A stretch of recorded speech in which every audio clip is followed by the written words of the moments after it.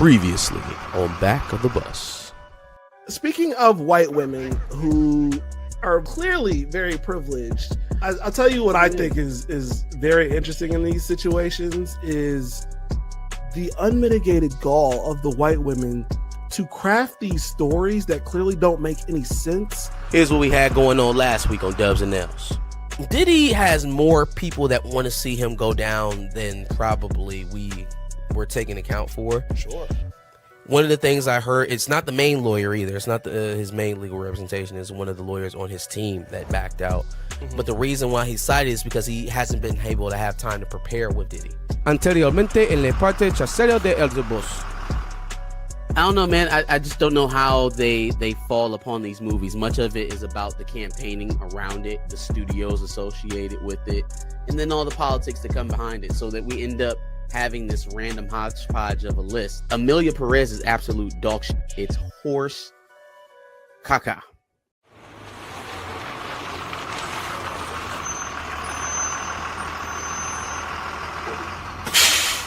Previously on Back of the Bus. Speaking of white women who are clearly very privileged, I'll tell you what I think is very interesting in these situations is the unmitigated gall of the white women to craft these stories that clearly don't make any sense. Here's what we had going on last week on Dubs and Nels. Diddy has more people that want to see him go down than probably we were taking account for. Sure. One of the things I heard, it's not the main lawyer either. It's not his main legal representation. It's one of the lawyers on his team that backed out. But the reason why he cited is because he hasn't been able to have time to prepare with Diddy. Anteriormente en la parte trasera de el bus. I don't know, man. I just don't know how they fall upon these movies. Much of it is about the campaigning around it, the studios associated with it, and then all the politics that come behind it, so that we end up having this random hodgepodge of a list. Amelia Perez is absolute dog shit. It's horse caca.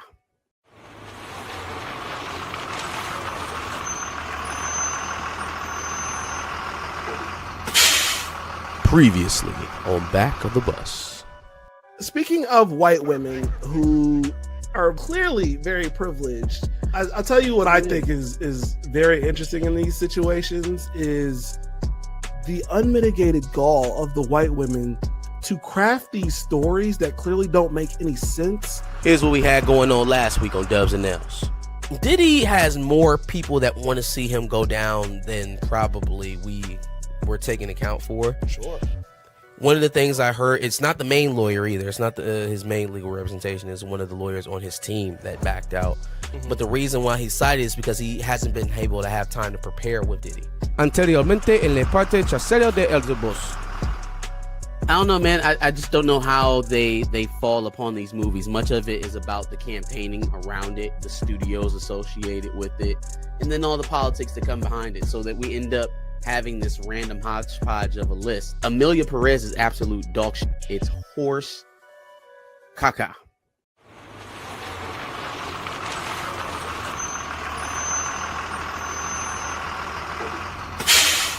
Previously on Back of the Bus. Speaking of white women who are clearly very privileged, I'll tell you what I think is very interesting in these situations is the unmitigated gall of the white women to craft these stories that clearly don't make any sense. Here's what we had going on last week on Dubs and Nels. Diddy has more people that want to see him go down than probably we were taking account for. Sure. One of the things I heard, it's not the main lawyer either. It's not his main legal representation. It's one of the lawyers on his team that backed out. But the reason why he cited is because he hasn't been able to have time to prepare with Diddy. Anteriormente en la parte trasera de el bus. I don't know, man. I just don't know how they fall upon these movies. Much of it is about the campaigning around it, the studios associated with it, and then all the politics that come behind it, so that we end up having this random hodgepodge of a list. Amelia Perez is absolute dog shit. It's horse caca.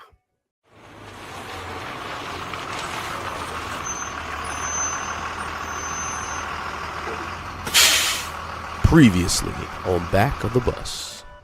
Speaking of white women who are clearly very privileged. I'll tell you what I think is very interesting in these situations is the unmitigated gall of the white women to craft these stories that clearly don't make any sense. Here's what we had going on last week on Dubs and Nails.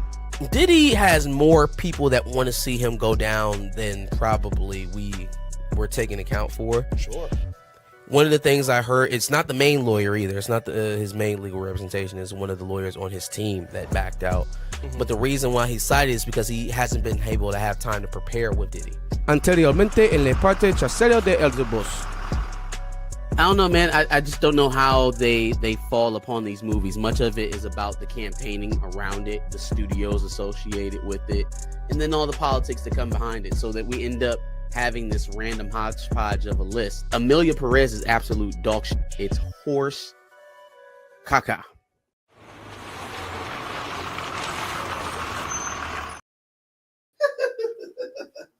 Like, no. What up, squad homies? What up, gang? What's going on? What's everybody doing? Let's see what we got in here today. We got Felix, Mr. Layton. What's going on? Professor Film Flam. Flim Flam. That's not Professor Flim Flam. The Film Flam. Is that his name now? Yeah. Black Claw. What up, JP? Polo Boy. Been a few weeks. What up, dog? Polo Boy be lurking. He be lurking without saying anything. Oh boy, on spring break. Polo, I need you to correct your statement. One of us is Unc. No, zero of us are Unc. One of us is Unc. The other one is Big Bro. I need you to No, we're rearrange both Big that. Bro. Need you to rearrange that. What up, Mo Fly? Happy Sunday, everybody. How we doing? We're Stamina. We need our British influence in here. Stamina, Devon. Right on then. Stamina. We need Devon. Who else we need? Glittery Bubbles. It's a right good Sunday, isn't it? Chillmonger, is he in the chat? Right good Sunday, isn't it? Yikes. Marte. What up, Marte? Oh no, I was just saying he needs to be in here if he's not in here. I didn't even see a comment, so I didn't know where you get that from. All right. What's going on, squad homies? Got a jam-packed Sunday for you. Absolutely. We'll have Pam Entertainment on to discuss some legal stuff with us, our resident legal expert. But before we get to that, we're going to do a little bit of behind the cape. Make sure you like that stream. Yep. Get us pumping through the algorithm. Let's get some more people in chat here. Facts. Yeah. Yep. You ready for behind the cape? Always. All right. Behind the cape. I thought you were going to bring in the whoosh since apparently it wasn't. It was. I was like, it's there. It's still there. Anyway, let's start off with actually a discussion I do kind of want to have because it might pertain to us in some long elongated way. Netflix is supposedly going to spend upwards to $18 billion on content in 2025. They said they're not slowing down. They said they got the streaming game on lock, and they're not slowing down. Well, first of all, they've got some shows coming back. Obviously, Black Mirror and some other season 3. Yeah, I'm sure they've got some live things they're going to work on. Zack Snyder's continued to pump his stuff out. Twilight of the Gods season 2, Blue Eye Samurai season 2. They've got some stuff coming back. A lot of popular titles, man. And the thing about it is, it's so interesting because I don't really see outside of Netflix. I don't see a lot of studios dominating in the streaming space. There's highs and lows, right? You've got a lot of people have their titles that you can bank on, that you know are going to lead to subscriber growth, that's going to lead to subscribers that put you on a subscription break while that show's not on to come back. But nobody really forging the path forward in the streaming space like Netflix is. And at the same time, linear has started to show a little bit of cracks, right? I was talking to somebody the other day, the Spectrum, right? You know, the Akron Center and the Spectrum call center, and it's closed. Oh, wow. Shut down. Wow. Yeah, and I happen to know a lot of people that work there, not just, customer service reps, salesmen, technicians, executives, mid-level executives that were working Shut on that down. So it's it's closed. So as I just kind of look at the landscape, it doesn't really look like anybody is really winning in that race except for Netflix, which is just it makes sense because they were the first to the frontier. They were here before anybody else was here. They tried to let everybody know. Hell, they tried to get out of business. They tried to sell themselves to Blockbuster, and nobody bit, and now they're leading the game. Yeah. So whereas you would like to think that this is a conversation about how streaming is, done what everybody says it's going to do. They've surpassed everybody. Netflix is the only one. HBO can't tout these type of results and can't make this type of investment at the moment. Neither can Amazon, neither can Disney Plus, neither can Hulu, neither can Tubi, Peacock, or Paramount. You said Paramount. Yeah. No, none of them are able to put forth this amount of liquid cash towards their to their products, towards their production like Netflix. And at the same time, nobody is really in that position to lead and innovate other than Netflix. Yeah. It's interesting when you list that group of names that are streamers, Netflix is like the only one that can seemingly do no wrong. Like I can't count how many times we've shitted on Netflix for some of the things that they've done, and yet through that they still power through positively afterwards. It's size, man. They've got value. So when one thing disaffects or degrades your feeling on the brand or upsets you, they've got so much more coming down the pipeline that it gives you a short memory.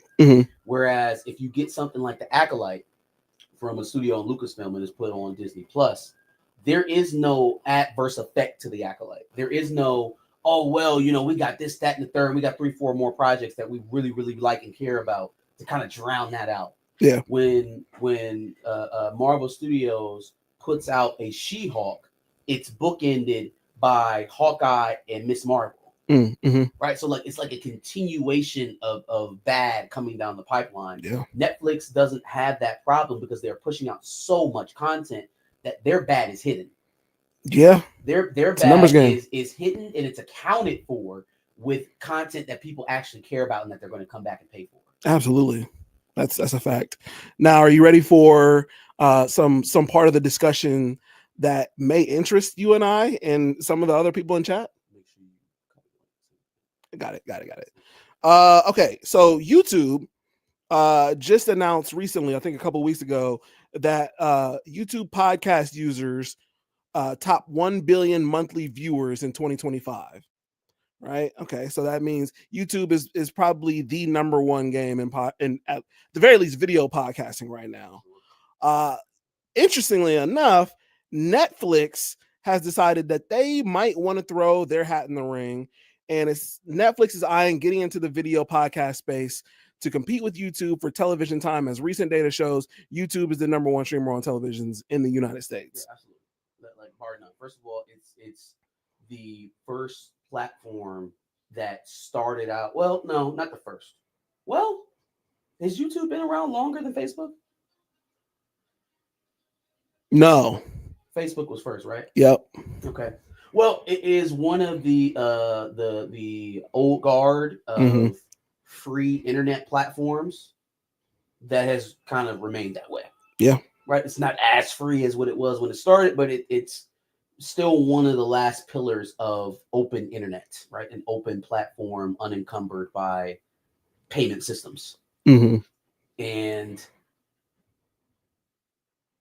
to that end, they've been able to kind of, well, number one, they're just more accessible. Yeah. Right. It's easier to have YouTube than any other streaming service. So in which case I can kind of satiate some of my want to get those other streaming services to watch that content by watching the secondary content for free. And that's the reality, right? If I can't afford to watch The Penguin live when it comes out on HBO, if I can't even afford to stream it on HBO Max, what I can do is watch the reviews so I can stay in the loop. And then eventually when I'm able to see it, I watch it. If I can't watch Daredevil Born Again, if I can't, see it on Disney Plus because I don't have the $16, $17 a month that they want to watch it or whatever the hell it is, then I can just watch the reviews. Right? Mhm. There is a portion of the viewing audience that doesn't actually watch the content, Yeah. right? That are kind of living vicariously through the viewers in the comments of these podcasts and these theory channels and these scoop channels. Hmm. It's a if everybody who hopped in the chats, these live streams of these YouTube channels actually watched the product, the streaming services would be doing much better. Oh, agreed. For sure. Most of them either pirate it, or let's say half. Let's say half of the viewing audience either pirates it or doesn't actually watch the content firsthand on the service. Hmm. Right? They are getting secondhand information and they are joining in the camaraderie of reviewing it. Yeah, sure. Yep. At least half of the viewing, as I would have to say, is that.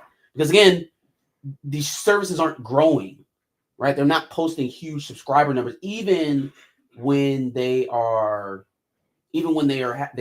content that is pushing the conversation forward. Last of Us is a good example.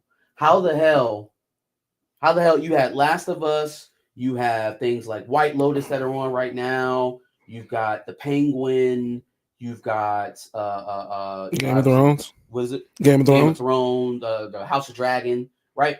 They should be far and ahead because in terms of those titles, there aren't many studios that compete with that list of titles that can compete with that list of IPs. And yet HBO Max is fluttering what, third, fourth in terms of subscriber count. Mm-hmm. How is it that you have the most plentiful library, the most popular titles, and you aren't able to push that towards the forefront up to where at least where Netflix is, where they are, in the same room with Netflix, not even close. Mm-hmm. It's because most people, because of the economy, don't have the funds to pay you to watch this shit.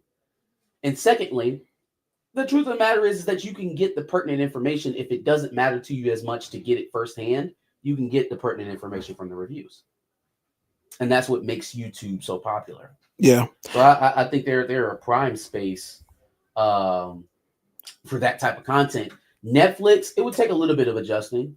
And again, of course it would. Yeah. We kind of talked about how they incorporated live, live. I was going to say that. Yep. How does a weekly release schedule for podcasts work on Netflix? That's even more server capacity that they'll need. They would have to perfect their live streaming, but if they do, then they can talk about getting into, the actual live streaming, like Kai Cenat type deal, and then we're talking about Netflix enjoying a different stratosphere of being a conglomerate. Yeah, let's be real, man. They're not talking about picking us up.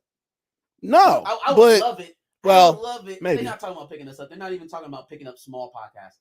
They want Mr. Beast. They want Kai Cenat. They want XQC. They want Max. They want academics. They want those guys. The guys that are constantly getting kicked off of Twitch and Kick and all those other. They want them. Fresh and Fit. Yeah, well, I don't know if they want Fresh and Fit because their platform's dying. No, I don't. Right? Maybe they would have wanted them at a point in time, but they don't want them now. No, but I think I guess my point was a video podcast maybe only does a live stream once or twice a week. Eventually, if they perfect that, then they can get into the Kai Cenats who are live streaming close to daily. For hours. TV show, you could probably have 5 to 10 podcasts. So now, if streaming to 20 million people for the what fight was that they had? Jake Paul and Mike Tyson. Mike Tyson fight. If that was a problem, right? How are you going to stream all of these streamers who average 250,000 to 500,000 viewers daily for a not just what we do 2.5 hours? These niggas go for like 8, 9, 10, 12 hours. Yeah. How are you going to do that? Yeah. And that's something that they're going to have to figure out if they want to move into the next level of it. Too many streamers going for too long with too many people watching, and then on top of that, we still watching regular titles on Netflix. Right. It'd require a lot more resources, but you're also willing to invest $18 billion. Well, next year is probably going to have to be even more to attain that level. But with that investment, I would not be surprised. Like how you have the Amazon hubs in 3-4 different spots in your towns now. I would not be surprised if you don't start seeing the same thing with Netflix, because they need data capacity. Mhm. It's not infinite, right? Just because it's done on the internet doesn't mean you don't need physical infrastructure. Oh, like the data. Yeah. They're definitely going to need that. More servers. They need more towers. They need more server rooms. They need more data capacity to run all of this stuff. Absolutely. So I would not be surprised if you heard about a Netflix data center opening up in your town, or your municipality. Columbus, bring the jobs to Columbus. And then I just wanted to say, so it's basically Netflix, Spotify, or it would be Netflix, and then Spotify and YouTube for this video podcasting space. So, we're growing in hopefully opportunities. So we'll see. All right. The live action adaptation of Berserker, the comic that Keanu was involved with, seems to be coming into development. Which I don't know too much about Berserker specifically, but I'm here for it. Definitely here for it.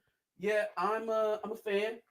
I caught it towards the end of the run. I like Keanu Reeves, obviously, Neo, John Wick. I think that, first of all, it's surprising to me that he's taking this role, to another physical role like this late in his career. Right. But I mean, obviously, we see him do it with John Wick, so I think he's still capable. Is there enough of an audience or something like this? I mean, we'll see. We'll see.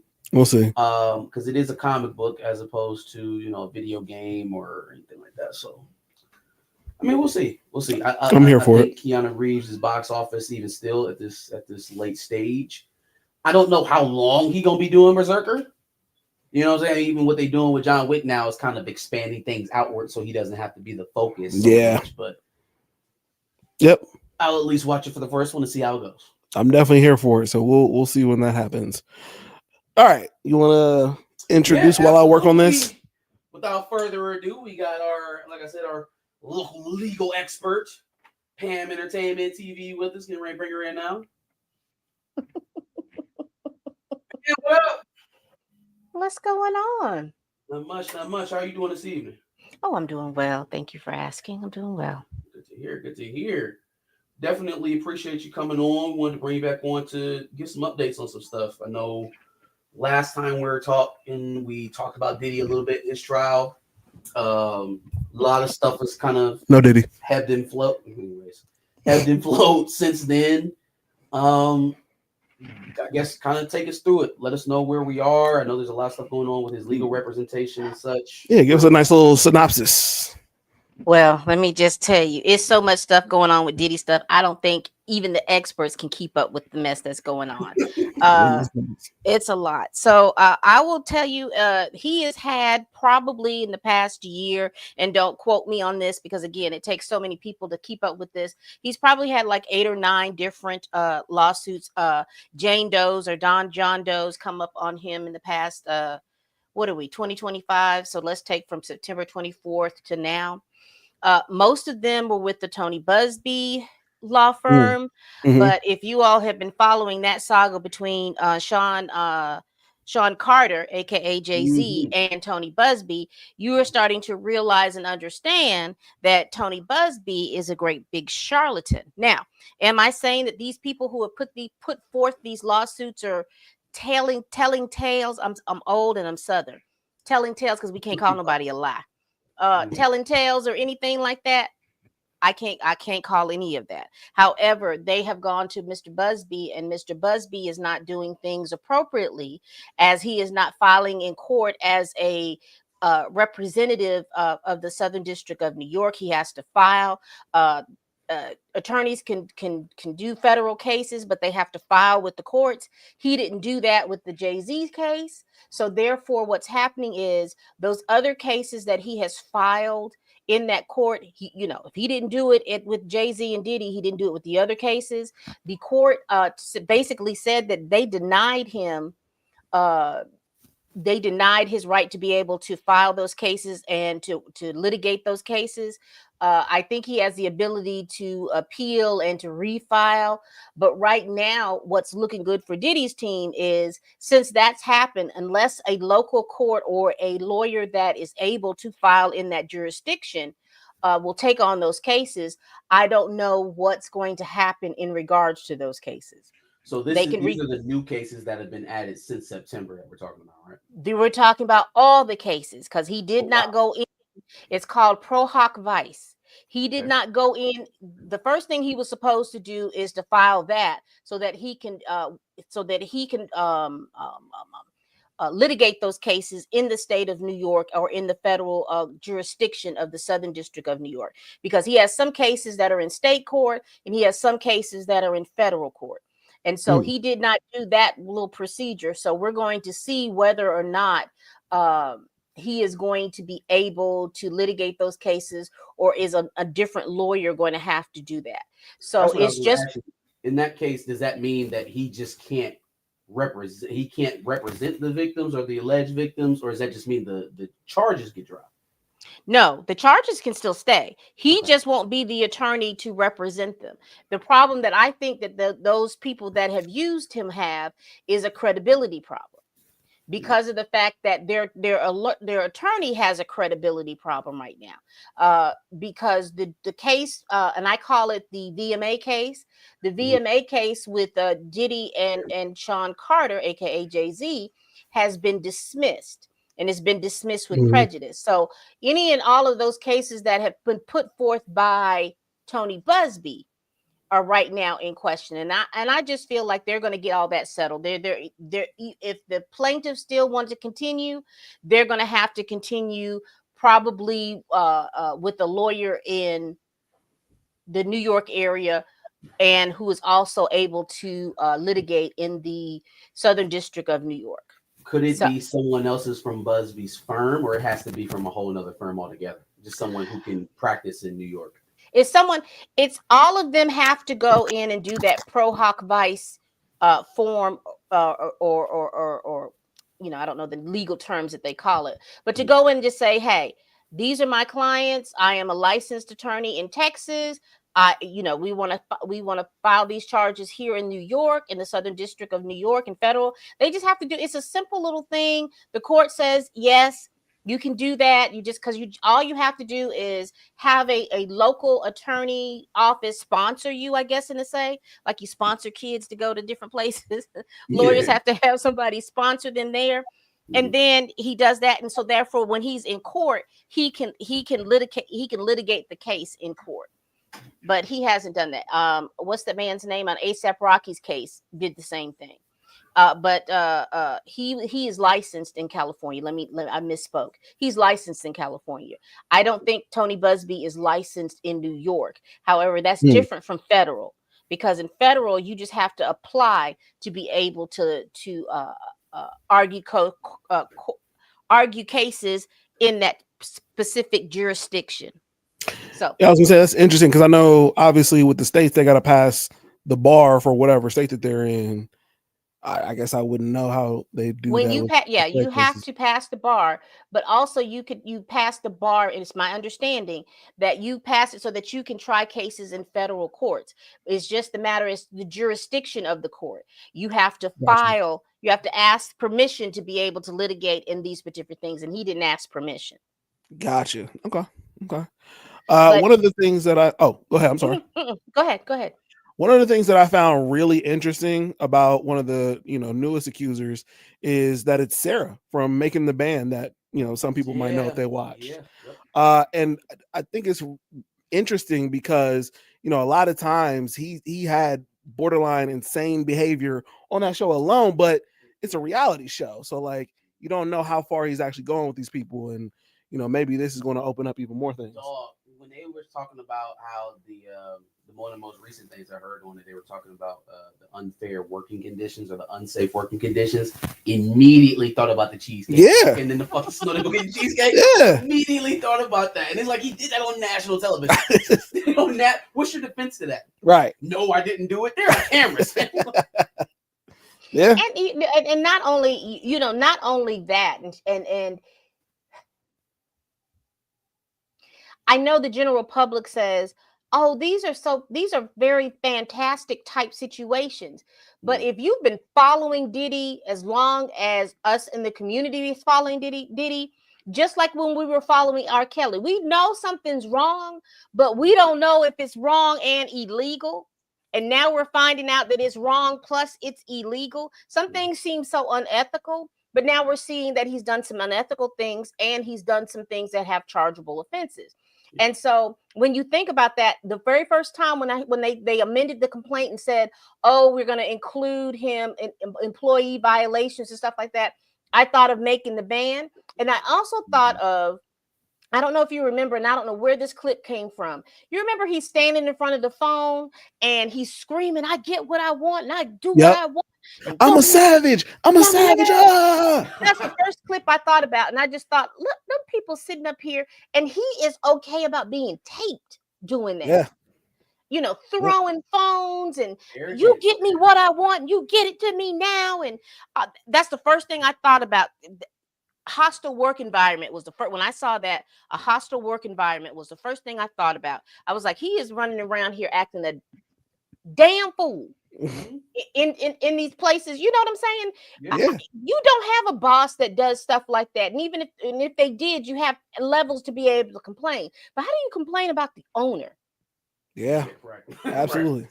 And I mean, you like you said, you can see it. I know, like I am a 30-something-year-old black dude from Ohio. I have no connections to Hollywood, to the music business, to Diddy, or anybody he associate with. Last September, no, before September, this was over the summer. This was like July, June, something like that. I'm like, hey, y'all, I think we need to all come together and have a conversation about Diddy.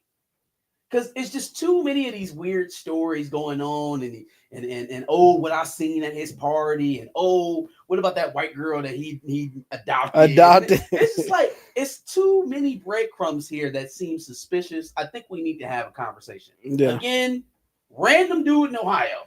When I have no connections to this man, I don't know no stories or nothing. But I can just feel it bubbling. I could feel something coming. The proximity to the cases was insane. Yeah, it's like the way. You know, I think the thing where that needs to come from is he did not do this by himself. He had, there are so many enablers and so many different people that are doing stuff, because I think in this latest law, one of the lawsuits that I read, the amended one of the, I don't know, it's so many I can't even pinpoint where I've seen this from, but you got Jaguar Wright caught up in it.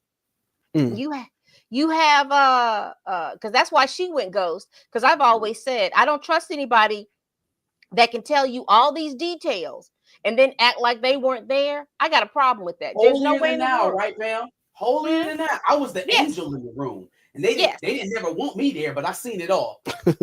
Huh?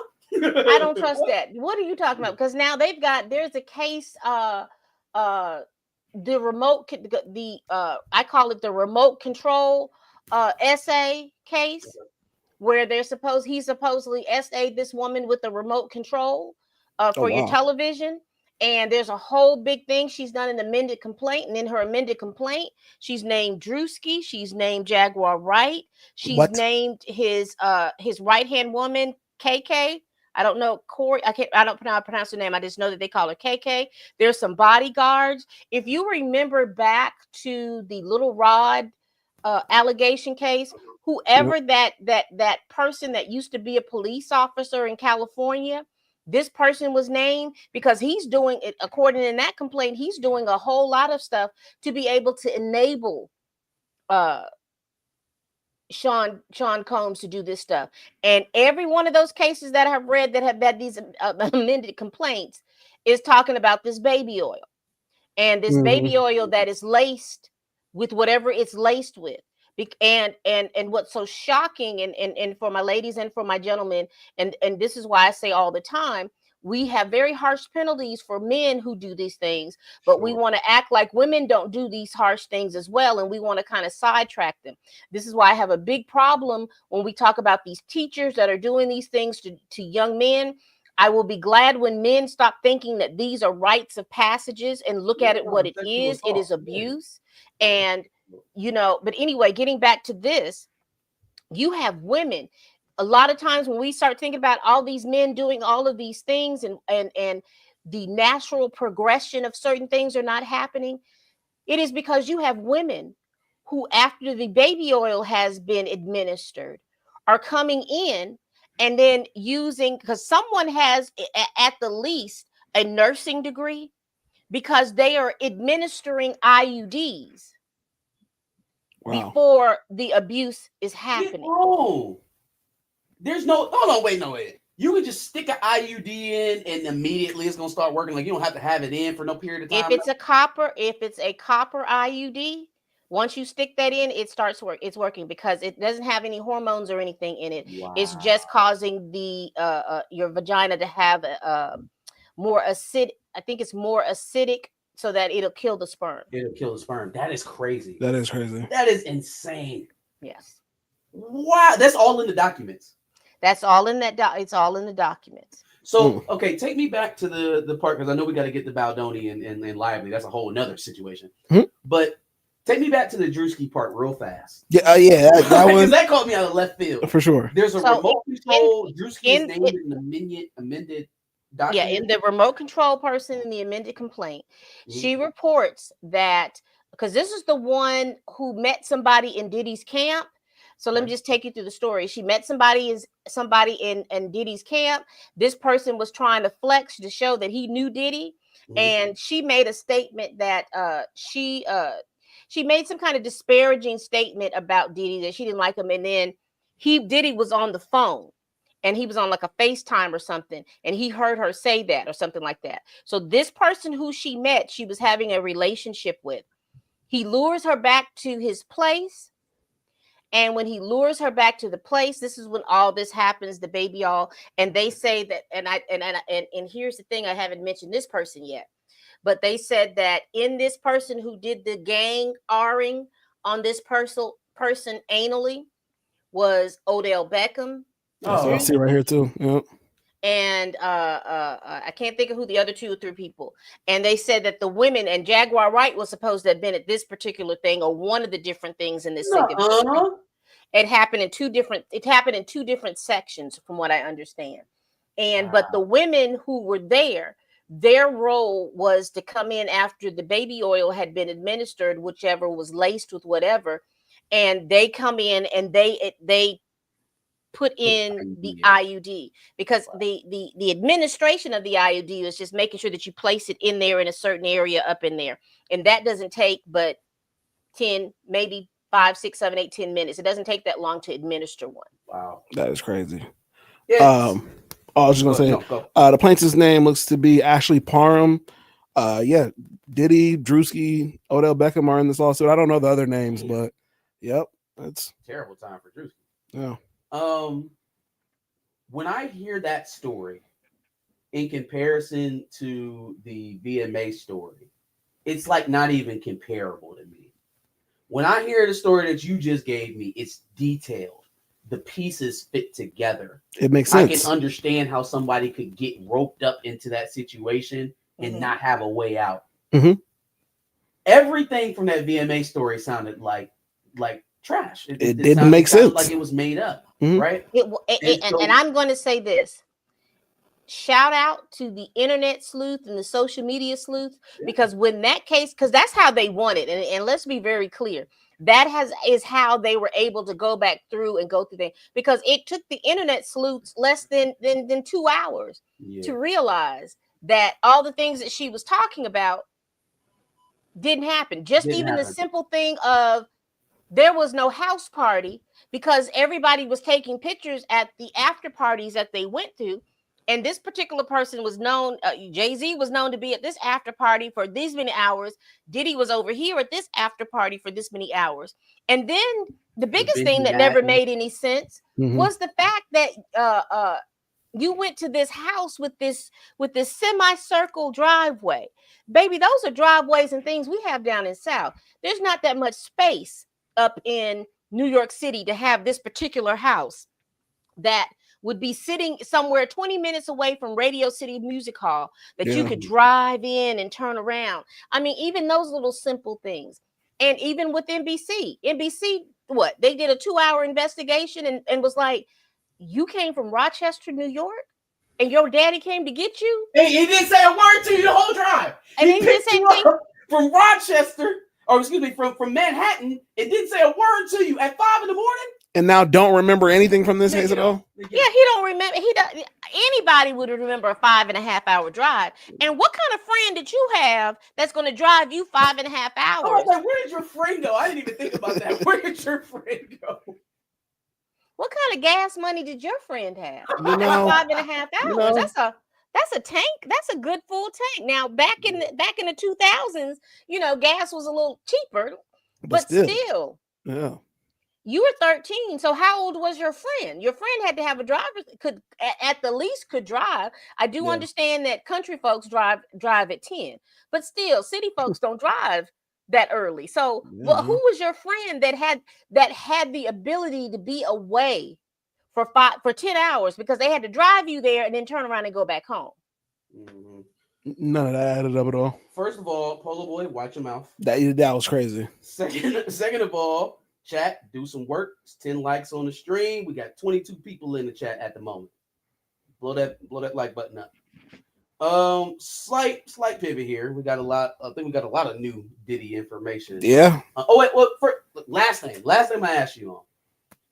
His lawyer, the one that dropped out, right? Is he being replaced? Was that just a matter of, I haven't been able to see Diddy, or is it this case is he don't agree with any of it? I'm getting too much information. I don't agree with this. I'm leaving. I think it's a combination of I think him and Diddy are clashing because there's several different lawyers. Let's be clear. Diddy has several different lawyers. He is one of a group of lawyers. I think it's one of 6. So now it's down to 5. If they replace him, that's fine. If he had a certain expertise, they may replace him. But if he was just basically, you remember what was the OJ lawyer that was good about making the Kardashian guy? He was good at getting all the experts. He was the lawyer, but he didn't litigate anything. He was just the lawyer that got all the experts, got all the people together. So I think he was in that particular role. Okay. I think it's a combination of Diddy not listening to the advice as far as the way that they're going to proceed with this case. And also, I think it's because there's been so many cases that are coming through that I know that they're dealing with the criminal cases. But what's happening is that criminal cases also being a lot of these civil cases, I think that the attorneys, the prosecutor are picking those cases where they can find information that they can pull, that they could use. And I think that I just think it's a matter of Diddy not cooperating. I think that there is just something, there's something specific that lawyer wants to do or wants to try, and that Diddy probably doesn't want to do, and the other lawyers don't want to do.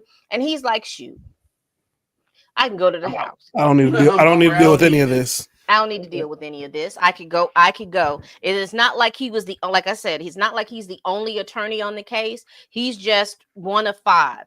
And if he had the role of being the person that got everybody together, they could replace him, or they could not replace him. They can use somebody else to do it. So Diddy has enough attorneys. He has 5 attorneys that can assist him with what he needs to have done. I can't even fathom having a lawyer team and having to pay everybody. That's just insane. That's neither here nor there. All right, we're talking about Baldoni now. Yeah, let's pivot a little bit to Justin Baldoni. First of all, I can see that 2 of you, at least in the chat, were very good students in school, and the other 2 talked in the back of and the other so many talked in the back of the class. Smash the like, smash it. All right. Next legal topic we got up here is is this a sexual assault lawsuit with Lively and Baldoni? Sexual harassment. It is it is a multitude of mess. You had the multiverse of madness. It is the multitude of mess. That's crazy. You have Justin Baldoni and Blake Lively. Blake Lively filed a CRT, a civil rights complaint against Justin Baldoni. She got the paperwork that said that she can file a legal lawsuit, and that's what she's done. She filed for basically a hostile work environment, sexual harassment, and there's another thing that she filed. So when she filed, Justin Baldoni turned because once she filed that CRT report, the New York Times wrote an article about crisis PR teams and smear campaigns and all of this other stuff. So once she filed that, Justin Baldoni filed a lawsuit against the New York Times for defamation and libel. Then he filed a lawsuit against Blake Lively, Ryan Reynolds, and Blake Lively's PR team for defamation and libel and all of those different things. So this is what we've been going back and forth on. So the latest thing about that is the New York Times has filed with the court what they call a 12v6.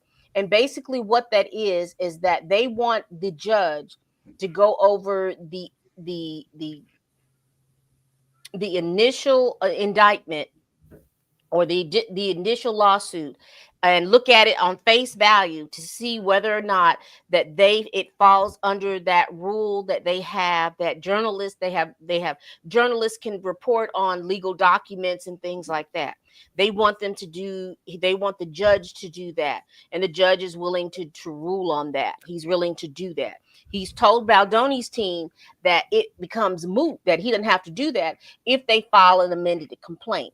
So here's the issue that has happened, that, again, shout out to the social media and the internet sleuths. Because in order for the New York Times to say, hey, these were legal documents that we had and we reviewed, and that we reviewed these legal documents, and this is where this information was coming from. Their problem is, number one, was it an official legal document when you ruled it? Because the internet sleuths have found out that you have been writing this story and reporting this story since October. She didn't file this until December. So it wasn't a legal document back in October. Right. So when did you get the information? And number two, New York Times says, hey, we reviewed the legal document and all of these other information. So is your story from the legal document or is your story from the other information?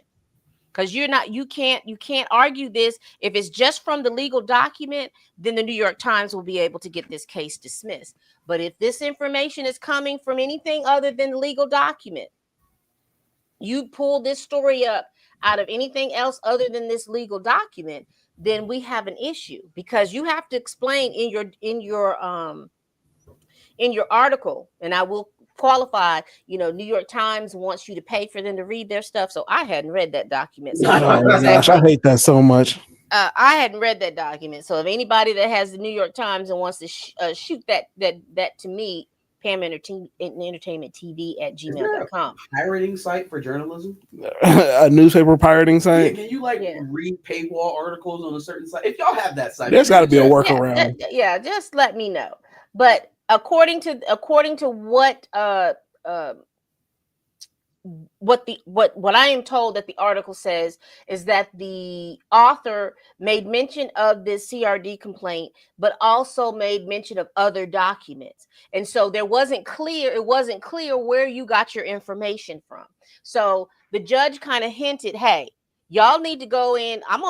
Because the New York Times also wanted a stay in for discovery, because they're like, if we're presenting this thing to be dismissed, there's no need for them to do discovery. So the judge was like, okay, but he hinted to Judge Baldoni's case, like, but if you amend your document, your initial filing document, then their request to have this 12v6 ruling is moot because you've amended the document. So we're going to see about that.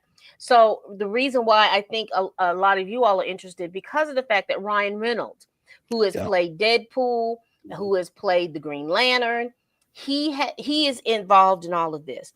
And what's so interesting about him and his stuff is that there is a pattern of behavior that shows that Ryan Reynolds could possibly be a dickhead. Now, That's funny. what we have found in regards to Ryan Reynolds, because basically that's what's going on with the lawsuit. There is a case that's excuse me, this case is supposed to be litigated next May, a year from now. And so they're getting all this information and doing a thing. Now, the pundits are saying that they don't see that this case is going to go to trial simply because if this case goes to trial, it will upend Hollywood.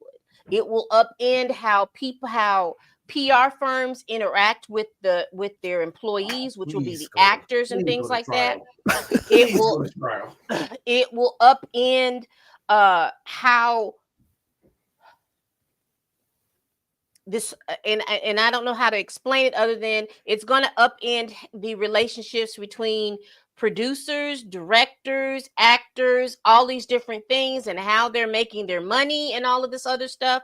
Because now we're finding out that Blake Lively took over this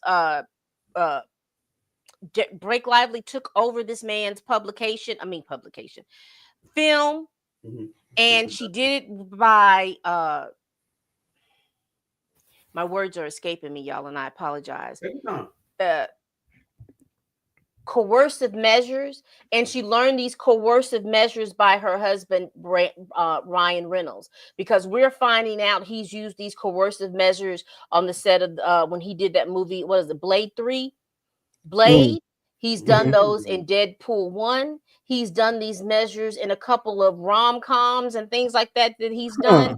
And they are now finding out, or well, they're now speaking on the fact that the way he has been incessantly doing these types of things. And so it's going to upend how people are doing how people in Hollywood are making these films, and they are SHITINGing on the little person. Someone like a Justin Baldoni, or some people that come and they have their own production company and things like that, how he has been able to do that. Now, he's also been able to do that with this guy called Ari Emanuel. Now, if you're not familiar with him or don't understand how he is, what his role is, he is one of the co-owners of the WME talent agency that got rid of Justin Baldoni. And he is Team Blake. And they found him to have had to talk to certain podcasts talking about some of the things, or some of the coercive things that they have done to take over this thing, and also how he felt about Justin Baldoni. And he's also made mention that he's Team Blake, and he wants to do everything that he can to make sure that they win. Yeah. And so, because this talent agency, WME, this is the talent, if for those of us that are, this is the talent agency that has Jonathan Majors on it. Now, with all the stuff that happened with Jonathan Majors, they didn't get rid of Jonathan Majors. You know, they've had several different people that are on this talent agency, whether you like them or whether you don't, or whether they've had questionable things on there or not. They've not gotten rid of him, but they've gotten rid of Justin Baldoni. Why? Why is Ari Emanuel so important? He is the brother of Rahm Emanuel. And if you're not familiar with Rahm Emanuel, he was the mayor of Chicago, and he was the chief of staff of with Obama. Yep. So they've got some big. Ari Emanuel is working with some big political pool, and they say that he's got a lot of pull out there in Hollywood. So Blake Lively and Ryan Reynolds have been able to run afoul of all of this other stuff because they've had that kind of pull behind them. They haven't run up against a Justin Baldoni because Justin Baldoni has a man called last name Sarowitz behind him, and he's a billionaire as well. So it's basically sounds like billionaire versus billionaire. I don't know if Ari has billions, but I'm just So there is a lot of deep stuff going on. And my last thing, information that I want to go over with that is, let me see. Talked about Ari.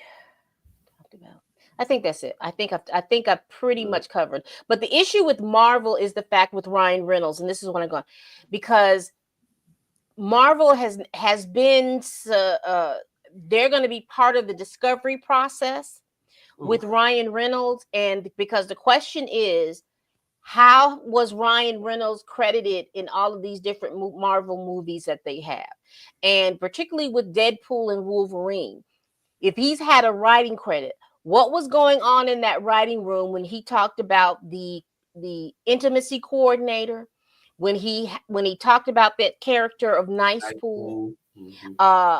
what was that whole writing process, and when did all of this happen, and what was interesting about that? Because again, Ryan Reynolds has a reputation for disrupting movie things, because he even had coworkers. The lady who, his girlfriend that played in Deadpool, she hasn't come back because she's had an issue with Ryan Reynolds. I think it's TJ Miller or T Miller or something like that, who, TJ who's Miller. playing the bartender or whatever. He went off on him in a monologue in the movie as well. So Ryan Reynolds is known to do these types of things, and there are questions of whether or not that he rehearsed his wife to be able to do things over here on this particular film. So it's a lot of stuff going on. She's hired somebody that worked with the CIA to be able to try to change the tide of how people are perceiving her online and in public, because now a lot of us creators who have been reviewing this case, you're starting to see the engagement. You'll see like all of these different platforms, our stuff is not being pushed, or we're being to people, there's not being pushed. It's a lot of stuff that's going on right now with Justin. But again, this case to me seems like it is going to change the way Hollywood moves and shakes. Yeah. So with specifically the Nice Pool stuff from Deadpool, Mm-hmm.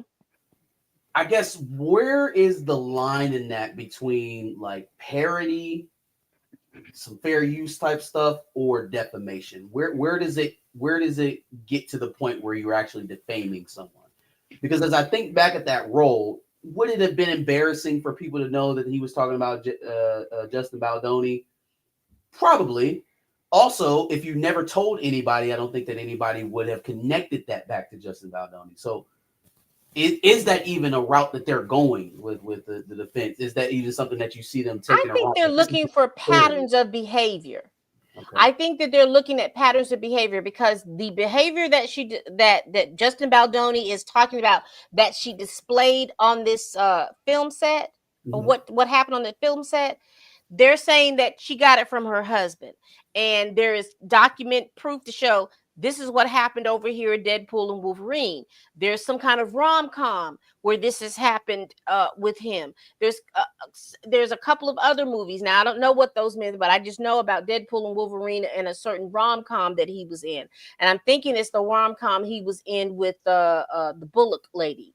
Was it Sandra Bullock? I was thinking about that. Was it failure to launch? No, that's Yeah, not it. I think it was in there with the thing, but I know that, and I guess what they're trying to see is if this is some kind of pattern of behavior that was had, that she's doing that the harassment lawsuit was only to be able to push this man in a certain way, because we're in this quote unquote Me Too movement, so that he wouldn't retaliate, because anything he did or said, she considered it to be a retaliation. Now, my problem with Justin Baldoni and his team is that they acquiesced to too many things that I didn't think that they should have been acquiescing to, because the fact that you had somebody be able to come, but if you look at the pattern of what has happened and compare that with what happened on with the information with Deadpool and Wolverine, and particularly with this rom-com, because from what I understand, particularly with this rom-com, it had this type of pattern and taking over the movie and people being released. I don't know. I won't be able to tell you all the ins and outs of that, but they're looking for different patterns. This might affect DC with Green Lantern. I don't know. But again, this particular lawsuit, this Justin Baldoni and this Blake Lively and this New York Times and all the different PR teams that are being sued back and forth, this is going to upend on how Hollywood interacts with each, within themselves and with each other, and how things are going forth. Because it is a mess. It is an absolute uh um Shit show. Shit show. yeah, it's a mess. It is a mess. And as things come out, because people jump on these bandwagons like, well, I'm Team Baldoni and I'm Team Lively. I'm Team the Truth. Tell me what's going on so I can see it. But again, it has had seismic uh uh repercussions for both of them, because she's like, well, the public hates me. Well, some things are organic. People don't really take kindly to people who get married on workable slave I was about to plantations. say that. I was about to bring that up. She got married on a slave plantation, fam. That's insane. Yes. She's Well, she has an and she affinity did for a the antebellum lifestyle. South. She did a No, she gotta get the lifestyle fuck up. blog or a lifestyle she did a lifestyle blog or a lifestyle stuff about the antebellum South and how people are gravitating in the antebellum South. Okay. She's The also pre-Civil War South, fam. yeah. You know, I always knew there was something about Blake Lively. I didn't know what it was, but I thought it was just that she couldn't act. No, well, that You too, can't but act. That- she's okay, also too. She's also had, even within this lawsuit, one of the things that I got, and people are just not really talking about it, but which has pissed me off, is that part of it. She's talking about Jamie Heath, and she's talking about, oh, well, they keep coming in my dressing room while I'm breastfeeding.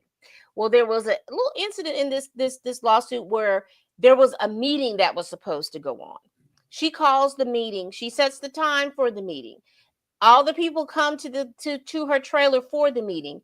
He comes in and he wants to know, okay, is it okay for everybody to come in or anything like that? Apparently she is breastfeeding or something is going on, and then she addresses him as, you're trying to don't she complains that he's looking at her in her eyes, and she has a problem with him looking at her in her eyes, and that he's trying to cop a look. And my first question, because again, I didn't know who these people were, so I had just assumed that everybody was from the Caucasian. Mm-hmm. But when she started talking about, you don't look at me in my eyes, he was looking at my eyes and he was trying to cop a look. no. I was like, who is she talking? Find out he's a whole black man. No! Oh my gosh. Damn it. I can't look you in your eyes. Yo. No, because now Come think on, about it. Now come on, Marcus, Oh. think about it. If you get married on a slave plantation and you do blogs and things on the antebellum South, no black man is supposed to be looking you in your eyes. Man. They're not supposed to be looking at you.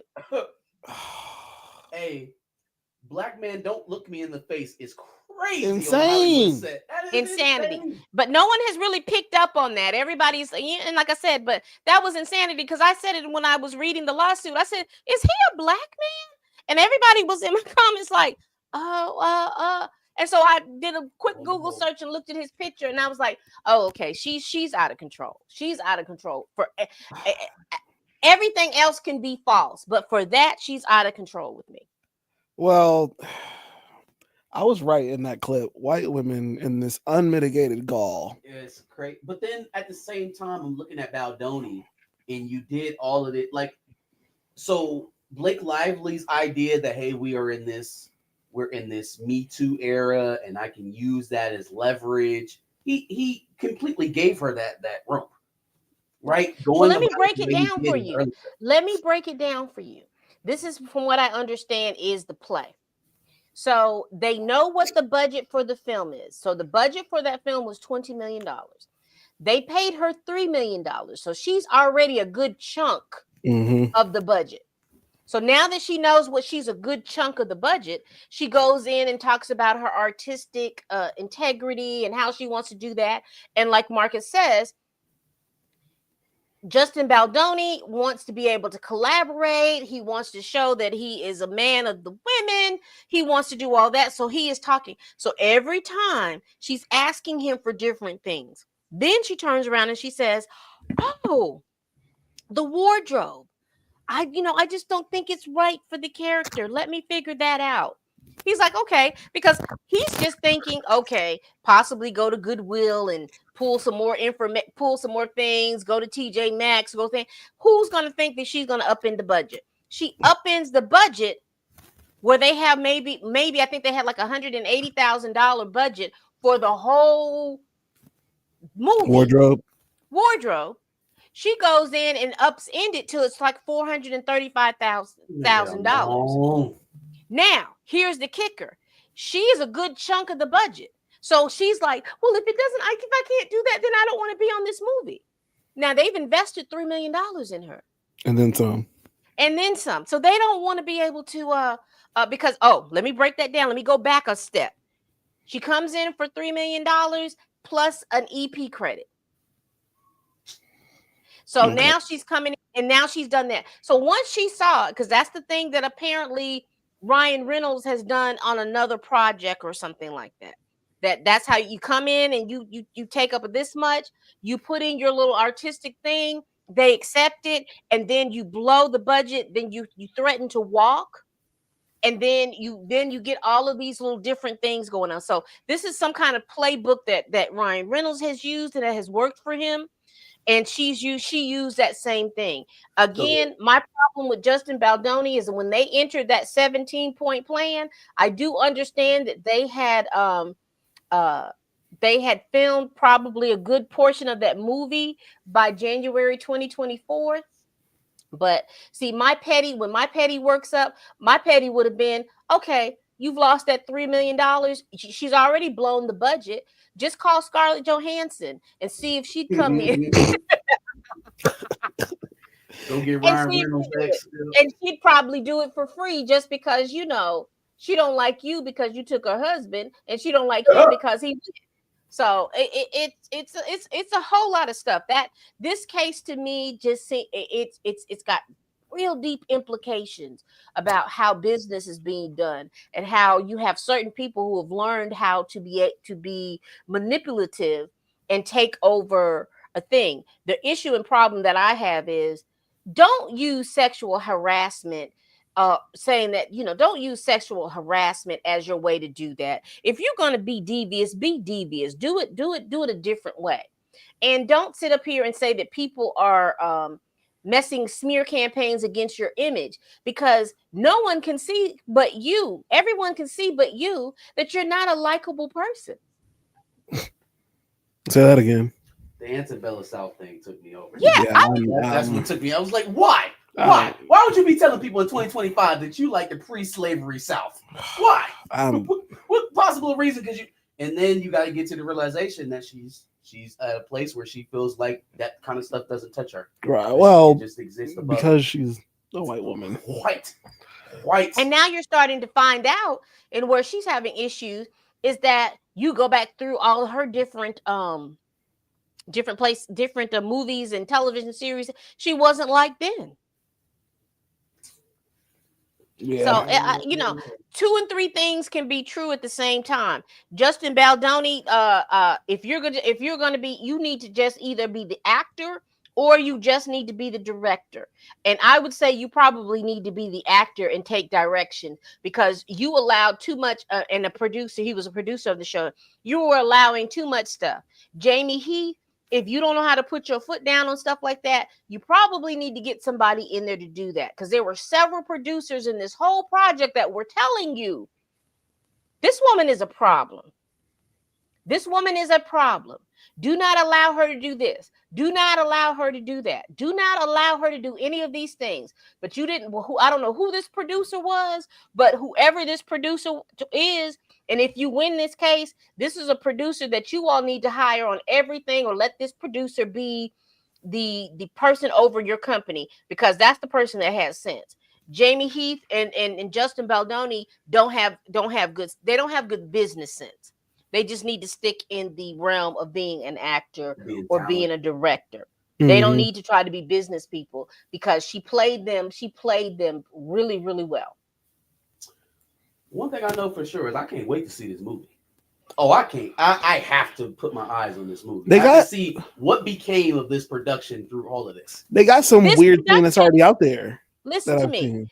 This production was cost them $25 million. It made $325 million. So the storyline and the thing, all of that is fine. It's just the behind the scenes stuff that happened. Mm-hmm. This is not the movie that came out with Cup Stacking Girl. What's the song movie? where they do like Glee stuff, acapella groups. You know what I'm talking about? They like sing together as in an acapella group, and it was like a franchise. It's not Glee. No, it's not Glee. It has Fat Amy in it. I don't think she's in that movie. She was doing. She's in a different movie. Who's the lady I'm talking about, though, Pam? Are you talking about the Anna girl? Yeah, Singing Anna's girl? something. Yeah, Yeah. Well, Anna she's in a Kendrick? movie Anna with Blake Kendrick. Lively. Yes. What Yeah, movie was Anna Kendrick in? She's in a movie with Blake Lively because they're doing a sequel. Yes. What's the name of that movie? And I just watched it. It's on Netflix. But that's not the same production. That's not the same production, no. Because she had issues and problems on that production because the Anna Kendrick woman didn't like her. By the question. Completely by the question. They asked her about. She said something about ayahuasca, and then she's like, "Yeah, I've been on ayahuasca for a year." I'm like, "Get your ass up! Get out here!" I saw that. With you. Yeah, it's a different whole. That's a whole different production. And I was going to say something else, but it has escaped. It has escaped my mind. But it was something about Blake, and I can't. She wasn't. Oh, and also this has implications with all of these A-list celebrities because Taylor Swift is being brought up into this because Taylor Swift is trying to distance herself. Yikes. She's trying to distance herself from this, but baby, mama can't distance herself from this because of the fact that Blake Lively was using her celebrity friends as weapons. My friend is Taylor Swift, and I want Taylor Swift to have a song on here. But she won't do a song on here unless you get rid of the composer who's already listed on here. Now, why is that important? Because she's gotten this plan, this 17-point plan to where Justin and Baldoni can't say pretty much anything about what she says about going on this production because her whole plan to do all of this was to get this coveted PGA credit. And so she changed the wardrobe. That was part of her getting this PGA credit. She got all the AD directors fired. And she says that she contributed to that to get this PGA credit. And she also hired a new composer, which added one of Taylor Swift's songs on this movie so that she can get this coveted PGA credit. So it's a whole lot of stuff that goes on. Meeting initially with Baldoni. Blake Lively is running the white woman mafia right now. That's all I'm hearing. Basically, yeah. And what's interesting is that a lot of the people who she had on her camp, they're not in her camp because the woman that wrote the books, it was Justin Baldoni back in 2019 that pitched her that, hey, you can come to our production company. We'll be able to do this and all this other stuff. Then by the end of last year, she was Team Blake. But then when all of this stuff started coming out about Blake Lively and her husband and all this other stuff, she went ghost. She went ghost for about 2 months. And what are we in March? Yeah. So she went ghost about 2 months. And then she pops back up and she's no longer with Warner Brothers. She's now over there with Universal. And she's got a whole her own production company where she's out here peddling the stories for her books. So I don't know if that's a significant thing. And people who were in the cast, they were going with Blake Lively. And I said in one of my videos, they were going with Blake Lively because the way Blake Lively was moving, she was the one moving that had all the power. Now that all of this information has come out about what was going on, all those people that were supporting her on the cast are now deaf, dumb, and blind. They don't know what was going on. They was just out here doing a movie and stuff like this. So again, we will see. I don't. The pundits are saying that they don't think it's going to make it to court because of the fact they don't even think it's going to make it past the discovery the process because of the fact that you start subpoenaing Blake Lively, you're going to have to start subpoenaing people who worked with Ryan Reynolds because he's being sued as well. Ryan Reynolds on his movies. That means that you're going to have to start subpoenaing those actors, actresses, and directors over there. You're going to have to start.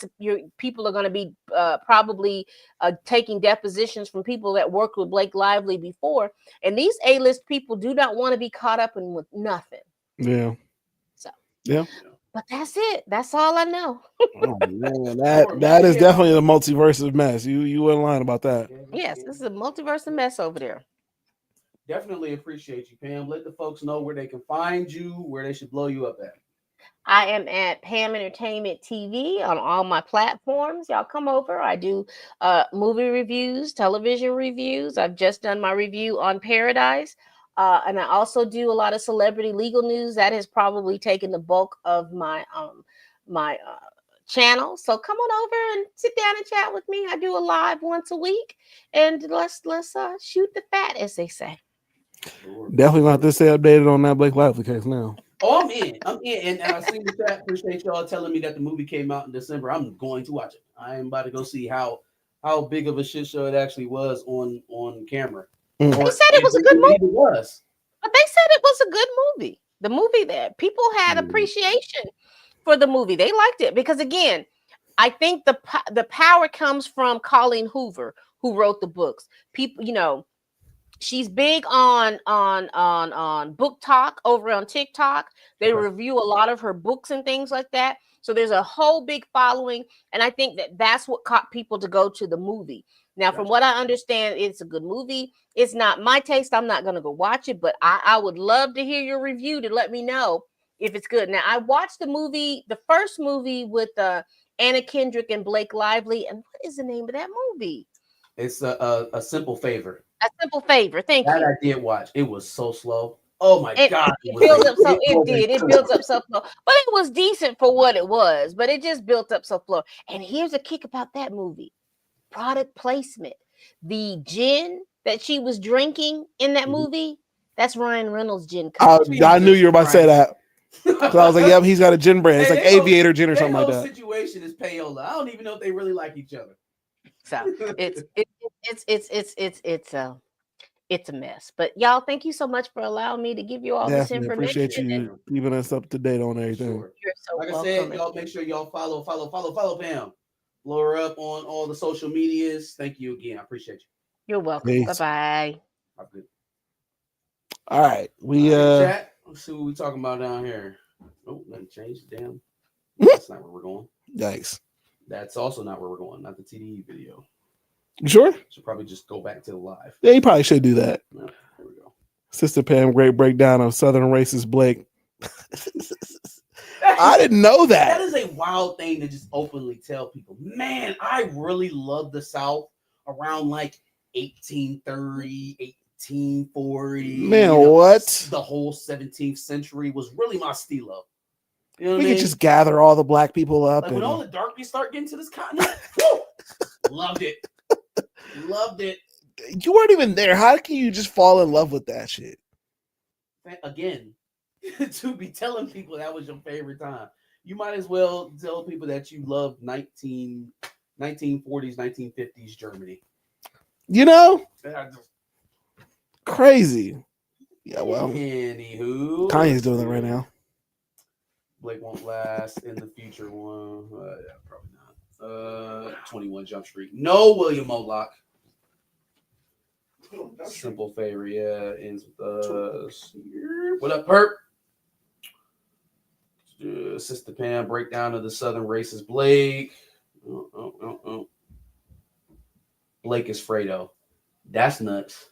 That's crazy. That is nuts. You know, Italians hate to be called Fredo. Right. All right, let's get to the rest of these behind the cake stories. We have quite a few. So I think it'll be in our best interest if we speed round some of these. Speed round, yeah. A couple of them are unavoidably long. Yeah. All right. All right, here we go. All right. Oh, I don't know why I'm laughing. Gene Hackman. The reasons for that's why I was like, insane setup. You know what I mean? I don't know why I'm laughing. Well, last week we were talking about it, and we were just like, we don't know what is even going on in the situation. They have seemingly revealed the reasons for the deaths, which I still have some questions. Seemingly his wife had already passed for some days, I think almost a week, if not more. And then he had later passed. And I don't know if I seen the reason for the dog passing. Yeah, so that's the only thing that wasn't explained to me. The first two parts of it. Let me get back in front of the camera here. Oh, I'll get you that. BRB. BRB. Ew. He shook this up before he handed it to me. Absolutely not. Let's put it in Thank the you. freezer. All right. For the brewski cold. Just pass it back. Just pass it back. All right. He stone cold the beers, y'all. Doom, doom, doom, doom, doom, doom. Shh. It's still, bro. That's crazy. Oh, that was a terrible idea. Ugh.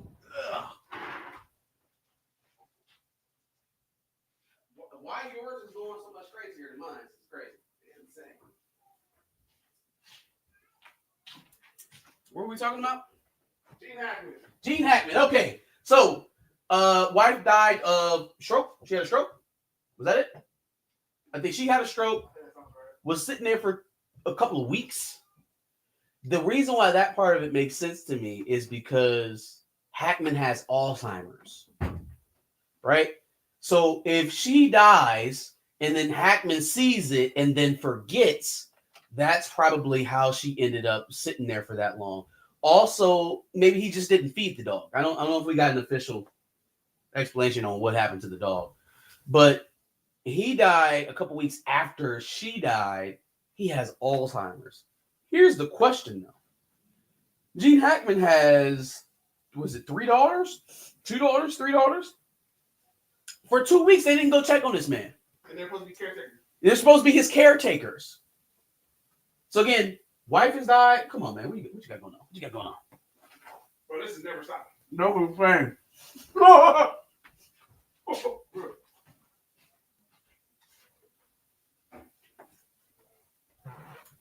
We're just exchanging the topic. You go. Bro, I'm gonna end up drunk by the end of this thing, trying to drink this thing. Anyway, oh shit. Can we clip this out as a beer catastrophe? All right. So, anyways, the 3 daughters, or 2 or 3 daughters, or whatever it was, were caretakers and basically never stopped by within the last couple of weeks, which is insanity. You're supposed to take care of him because he has Alzheimer's. And of course, he would forget things like this. So that clearly led to, obviously, the deaths, especially since, like he said, Gene Hackman wouldn't remember the death of his wife, especially if it happened in a different room than they were sleeping in. I still haven't gotten confirmation on that. Y'all, this beer won't stop. It just won't. It won't stop. What did you do to these beers? Anyway, yeah, just the whole situation is insane, and obviously, you look at a situation like this, and you just, the whole thing is kind of sad. So, obviously, R.I.P. to Gene Hackman and his wife. Oh, I think they were caught out. I think it finally stopped. Smiling and giggling and stuff. I said that last week. I was like, oh, well, people the kids differently. Yeah. Oh, I didn't. People grieve differently, but then at the same time, he was dead for 2 weeks sitting in his house, or his wife was dead for 2 weeks sitting in his house, and y'all didn't go check on him to find out. Right. Yeah, no, insane. Insane. People haven't explained what happened to the dog. Yeah, none of this explains what happened to the dog. Well, you know what? Well, no, that wouldn't explain it. I was gonna say well, maybe it does. If the wife was dead for a week. But why didn't they just say the dog died in natural causes? Why didn't they just be like, oh yeah, nobody was caretaking the dog and that's how it passed away? They said absolutely nothing about the dog. Yeah. I don't know, man. This whole situation is still not all the dogs. One dog. So if one dog died from lack of attention, what happened to the other 2 dogs? Facts. No, it wasn't drunk off one beer. It would be the fact that I had to drink it so quick. Oh man, I had to chug a beer. I'm drunk. I was also kidding when I said that, but never hear that. Like a whetstone over here. What does that mean? We both went to the same college. How about that? I handed you your first beer. Anywho, did you? I don't think that's true. That's probably not true. Only my mic is on. Yeah. You plugged in? Y'all can hear me? Yeah. I was just off the camera talking though. Yeah. All right, chill. Are you capping right now or what? Yeah. All right. Anyway, I look crazy on camera now because I got all this beer over me, but whatever. The dog was in a kennel in the house. Okay. Well, maybe that would be okay. Yeah. He says, I'm sure. Ugh. Unplug and plug back in.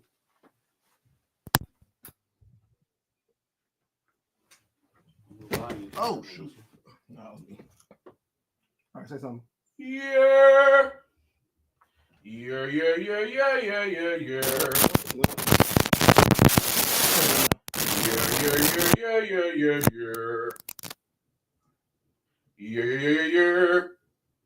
Nothing. Let's see what he's picking you up. You can tap it. Tap it on the back or front? At the top. This is the front. Okay, yeah, no, it's not. Not picking up? No. Well, this is one of my daughter's favorite toys to run around with, so I'm hoping she didn't break it.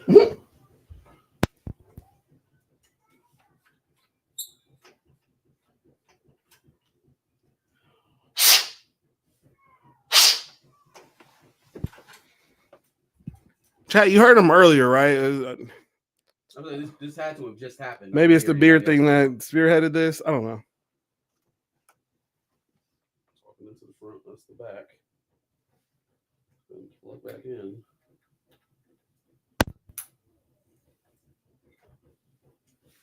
You're not picking it up. That was weird. It picked up or maybe mine. You're.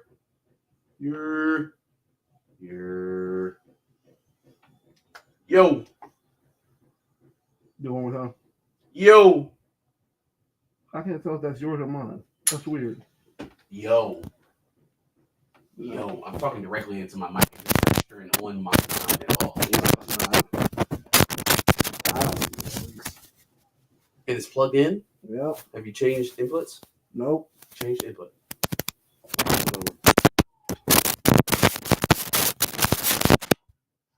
Or maybe I should just take it out for a second. I'll put it back in.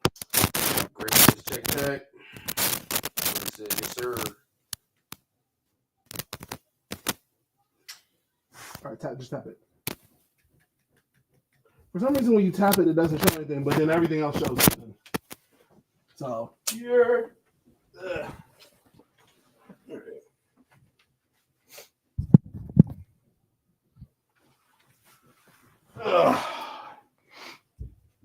All right, how are we sounding? How are we sounding?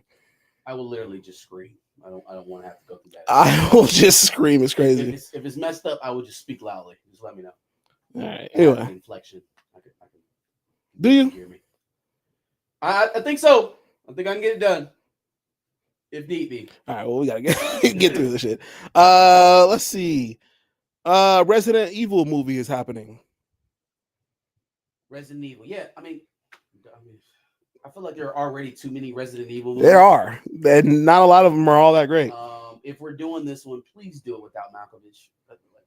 She's a reboot, please. If we are even doing this again, not original storyline. Let's redo it. Yeah, I agree. Let's redo it. If we even need another Resident Evil movie, I don't even know if we need another one. To be honest with you. Agreed. I'm sure you want to talk about a specific one, but there's been a couple of Harry Potter castings. Harry Potter. Ew. Harry Potter. Ew. Disgusting. Young Harry. Disgusting. My son hates when I do that. I do too. Harry Potter. Young Harry Potter. That is disgusting. Welcome to Hogwarts. Stop it. Yeah, okay, so we got old girl from Ozark as Professor McGonagall. Like it. We've got John Lithgow as John Lithgow? Dumbledore. John Withrow. What did I say? Lithgow. Whatever. He's Dumbledore. The one I don't like. Severus Snape. Gonna be played by a black man. What's his name? Give him to me again. His name is Snape casting. I forgot his name. Papa Esiadu. Crazy. Papa Esiadu. Papa Esiadu. Okay, Papa. I don't know how they convinced you to do this. I don't know what in you would make you want to play this character. I mean, maybe it's just, Severus Snape is an interesting character. Let me not take that away from you. You are in for the craziest next 5 years of your life, either positively or negatively. I happen to think that this is not necessarily going to go positively. I don't. Let me explain. Severus Snape is a character that can be played by a lot of actors. The thing that makes it so troublesome to play by a black actor for me is the arc. Sure. Right? For a white guy, Severus Snape's arc is it's run of the mill. He was the loser guy who didn't get the girl, probably the guy who should have ended up with the girl but never did. He's the underdog, he's the outcast, he's the ugly duckling. Right? If you peer into the books at all, they specifically talk about his physical appearance being one of the driving forces of rivalry, or not rivalry, one of the driving forces of him being ostracized from his peers. Yeah. Right? His souly look, his pale skin, his hooked nose. Those are the things that they ragged on Severus for. Right? His relationship with Lily Potter. Loves Lily Potter to the moon and back. She doesn't match it. She never gets to a point where she loves Severus the same way he loves her. She ends up falling in love with his mortal enemy, the Flash Thompson to Peter Parker, the Mandark to Dexter. Right? He is his bully. James Potter, seen through Severus's eyes, is a villain. Right? He loves Lily Potter to the moon and back. She falls for his mortal enemy.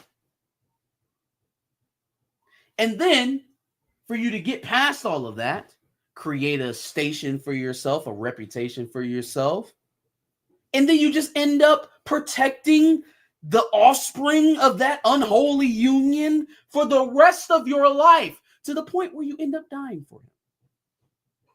Now, again, there's a lot that you can do with that character and that arc as a white guy, because there's so much that can kind of hide in between the margins when everybody's the same. Mm-hmm. When we're judging appearance, but it's just two white characters. You can kind of flatten it out to he's ugly, and people usually act a certain way towards what is deemed to be ugly in general society. You are introducing a whole nother team of issues when that individual is black. 1,000. Now we're judging that character's appearance and he's black. Now, old girl maybe secretly liked you, but she liked the white boy better. She chose the white man better. Why did she choose the white man? Issues that you could have completely ignored. All of this gets so much more complicated when you make him a black man. Yeah. The fact that he's chasing this white woman around for his entire life just for her to walk off and go to your mortal enemy. And then, don't worry, Lily, because I still got you. I'm going to protect your son after his death. Not just protect him. I'm going to die. I'm going to let the Dark Lord murder me to protect your son. Even though you couldn't find yourself to be with my black ass, I'm going to find a way to protect him. They're going to have to do some reworking with the narrative, which takes us further and further away from the original, which is naturally going to leave some fans disaffected. You already are going to have to count the racist fans. Like that's is what it is. Right. He's black. He's in Harry Potter. We don't like it. We're going to rage. That is a certain percentage that couldn't have been avoided. Mm-hmm. But then you're also disaffecting well-meaning fans that literally just wanted to see another version of what they already saw. Right.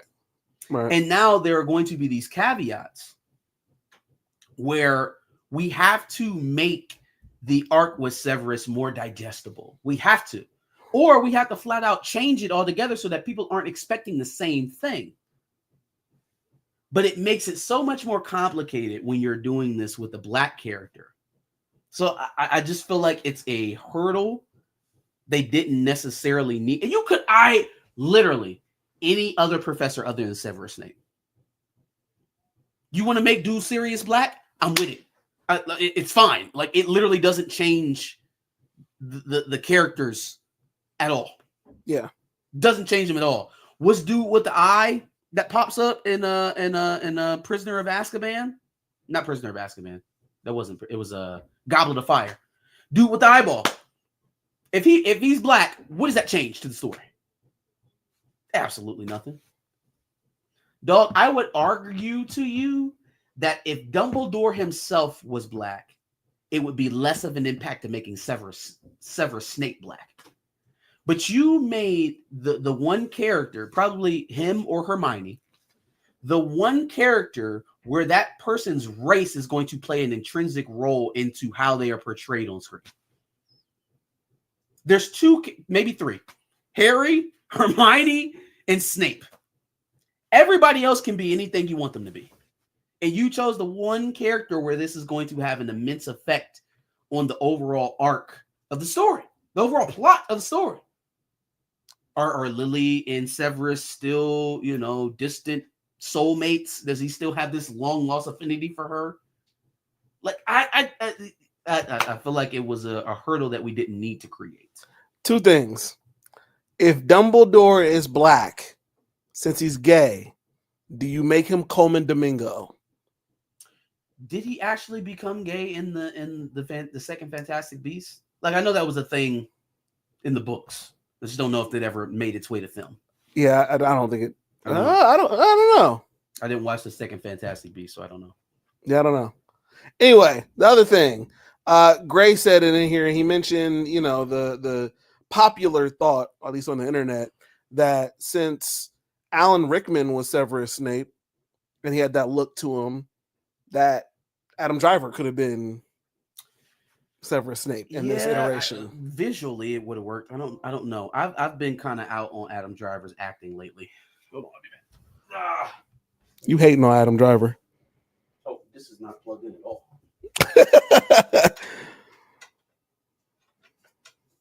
Yikes! Yeah, you hating on Adam Driver, bro? I am not. I just don't think his last two outings.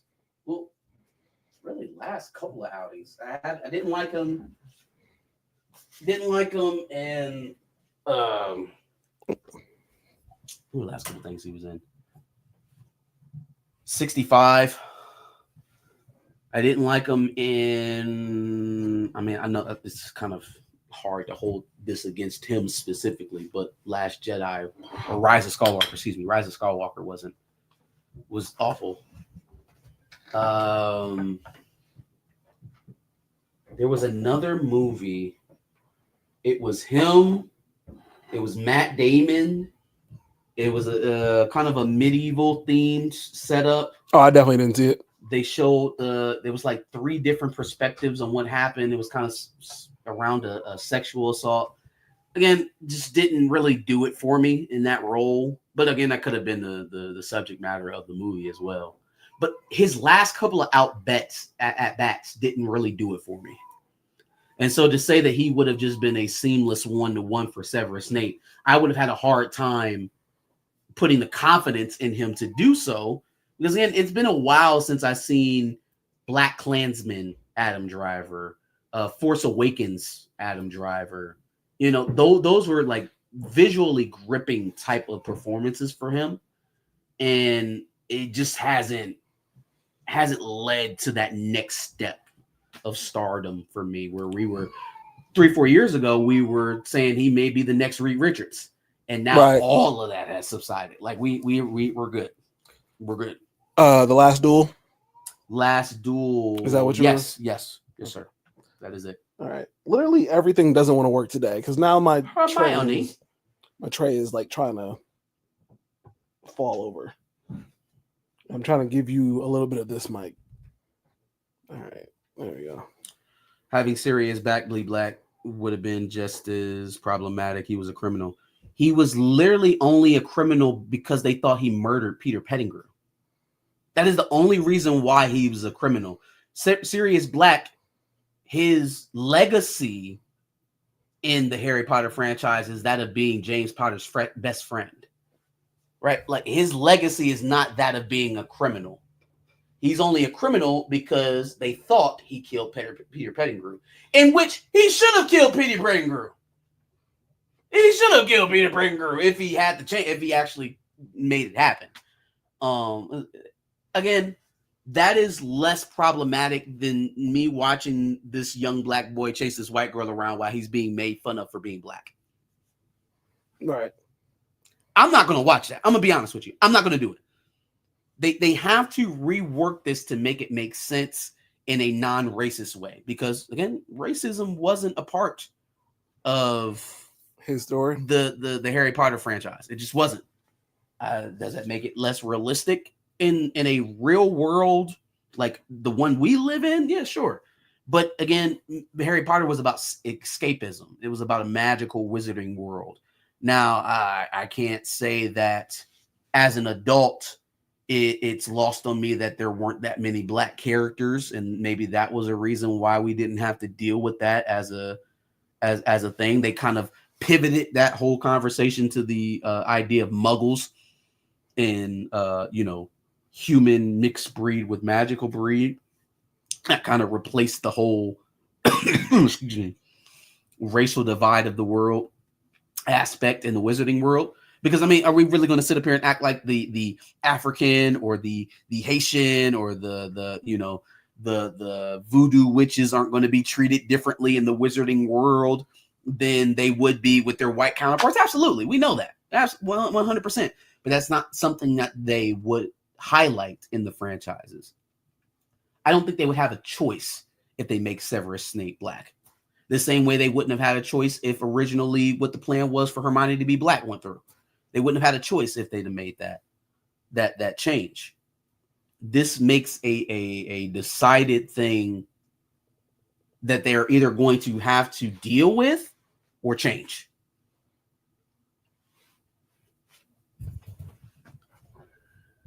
Chill, is the audio still messing up? Because you've mentioned it yet again. So what do we? Somebody else said it was coming in. Grace said it was coming in. Think we should just take a pause real quick and I will just talk up. I'll literally just be loud. I don't know if there's anything else we can do. Well, I mean, is my mic still not working for him, or like? Is anybody else besides Chillmonger having audio issues? Right, because it could just be Chillmonger's computer or phone. Polo Boy says the audio cool. Do you hear both of us? Let's just rock with it. We'll try to fix it in post. All right. What's next? Tiana's series. She was supposed to be the first black Disney princess, and that's not a thing because her series got scrapped. We're almost there. Just kidding. We're not there at all. I feel bad for Coco Jones. I feel bad for Ari Lennox. I feel bad for the original voice actor. Can't think of her name right now. Coco Jones and I feel bad for anybody who was vying for that position to play it in live action, because this is not a sign that the animated series is canceled, but we're still going to try and get a live action Tiana. This seems like a pivot to save money, to be honest with you. All right, like we got a lot of things going on. They maybe had some other things that got pushed ahead of her in the Disney animation space. There didn't really, other than we had that video of Ari Lennox doing some voiceovers for some of the scores in that production. I think it was like last year that we talked about that. And then obviously Coco Jones doing her own rendition of it. But never really a concerted effort to say, hey, we got a budget, we got a director, we got a writer for the series. It just never got that big. It was just scuttlebutt about who they would want to play her. Much like what we're talking about with Black Panther, right? Like it was never anything concrete, just a lot of rumors and talk, and obviously some interested parties. Mm-hmm. And that's kind of where it dies, at least these days, for Black projects or Black characters over at the House of Mouse. So, hey, listen, I can continue to try to campaign to my fellow YouTubers. I laid out a challenge to Chill and Darius on this week's episode of Pantheon. If y'all gonna continue to review these folks' stuff, if y'all gonna continue to put their product up and promote it to your audiences, the least you can do is match it, with a Black project. Be loud as about situations like this for sure. I agree. So, audience, y'all hold them accountable. We got Chill in here in the chat. I don't know if Darius is watching, but y'all hold them accountable. If y'all see them reviewing Daredevil Born Again or any of the Thunderbolts movie or anything like that, y'all make sure that y'all see an accompanying Black project right next to them. That was the challenge that was laid down, so I expect to see it. And to kind of expand that out to the rest of our YouTube friends, if you look at that, if you look at what they've canceled over at Disney, what they're still struggling to produce at Disney, and what they can get out the door at Disney, and you're satisfied by that, then I'll see you later.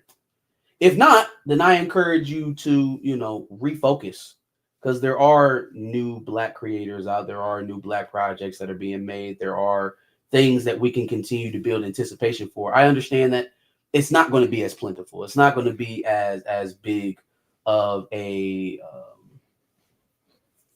list of things for you to review. This is kind of where we're at.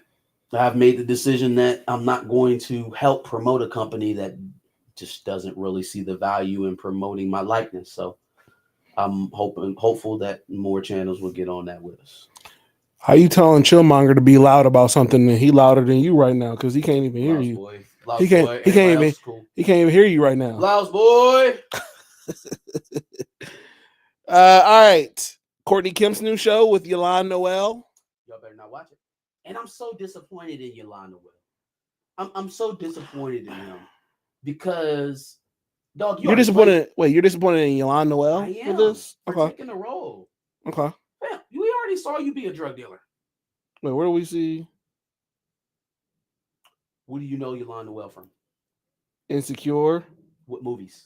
The Purge. What was he in The Purge? I guess I didn't think about that. We already did this. We literally already did this. And the angle that you're going with it in the new Courtney Kemp series is that it's like an unstoppable force versus an unmovable object. So a super cop versus a super drug dealer, right? And that's going to be the dynamic that we're playing. We already did that, bro.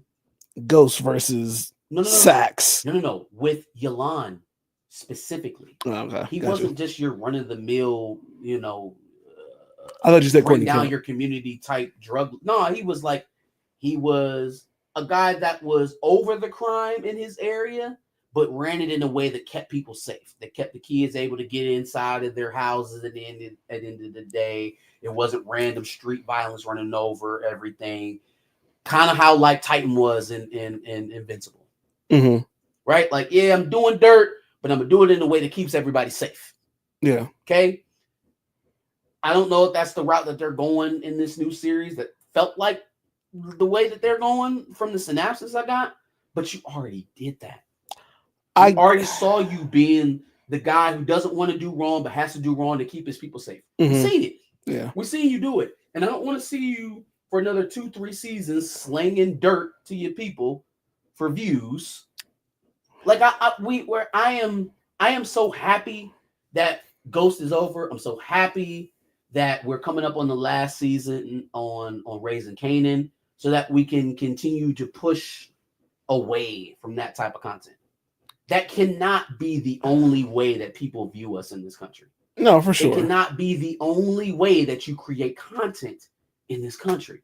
And for Courtney Kemp, who spent all those years over at Stars with 50 Cent, building that franchise, and then you get out from underneath that umbrella and you do the exact same shit with another conglomerate. Girl, do you have any other ideas besides drugs and crime and criminality? No, Do you have any other ideas? Is there not anything else that you wanted to do with your career? Too big, get your girl. No, this time she's going to have the daughter kill the main character. No, I don't have time for any of that shit. It's going to be Power 2.0 on Netflix. She's like, oh, well, I couldn't take my work with me away from Stars, so I guess I'll just create it all over here again in Netflix. Do something else. Do something else. But see, that's where I blame Courtney Kemp for doing this again. No, I understand the Elon Noel thing, and I do agree with it to a certain extent. But at the same time, he's gotta take a role. Like, sure, I wish he would have chose something different, man, but like, if a role was given to him. I used to have that attitude where it's, he's an actor, you have to take the role. If I don't think you had to take the role. Getting work, you don't have to take the role. That's the truth of the matter. We want to view this through a lens of they're black actors, they can only take certain I agree with that. If you're a black actor in Hollywood that's sought after, you can have your pick too. Don't make it seem like you're the minstrel show actor and they're marching you out to put out blackface and tap dance. That's not the case. Yeah, because I also don't want him to get typecast as that. But how else are we supposed to see you if that's how you keep showing up in front of us? The fuck boy who nutted in Issa's eye and was talking shit to Lawrence on Insecure, the drug dealer in The Purge, and now a drug dealer in Courtney Kemp's. But here's the thing, I guess I'm saying. How are we ever supposed to get you towards T'Challa, my guy, if you keep showing yourself as the pure form of degradation in the community? The only reason I said that though is because look at the roles you just gave. We're too far from both The Purge and Insecure. At this point, it's like, dog, we need to see you in something. Do something else. Be someone else. I hear that. This doesn't inch you towards T'Challa. It doesn't. No, it doesn't. It doesn't. It doesn't inch you towards Night Thrasher. It don't inch you towards Blade. It don't inch you towards, like, dog, I don't know if you're seeing what's going on at Disney right now with Blade, but it's not out of the realm of competition, the realm of a possibility that movie never gets made. And if it never gets made with Mahershala Ali, they're going to be looking for a new Blade. And if they're looking for a new Blade, I know whose name is going to be at the top of that list. With Aldous Hodge and Damson Idris, seemingly jockeying in for a position on who might possibly, maybe, hopefully, we hope, end up taking that position. So if it ain't going to be you, why not look for the next best one? Why not look for the next best position?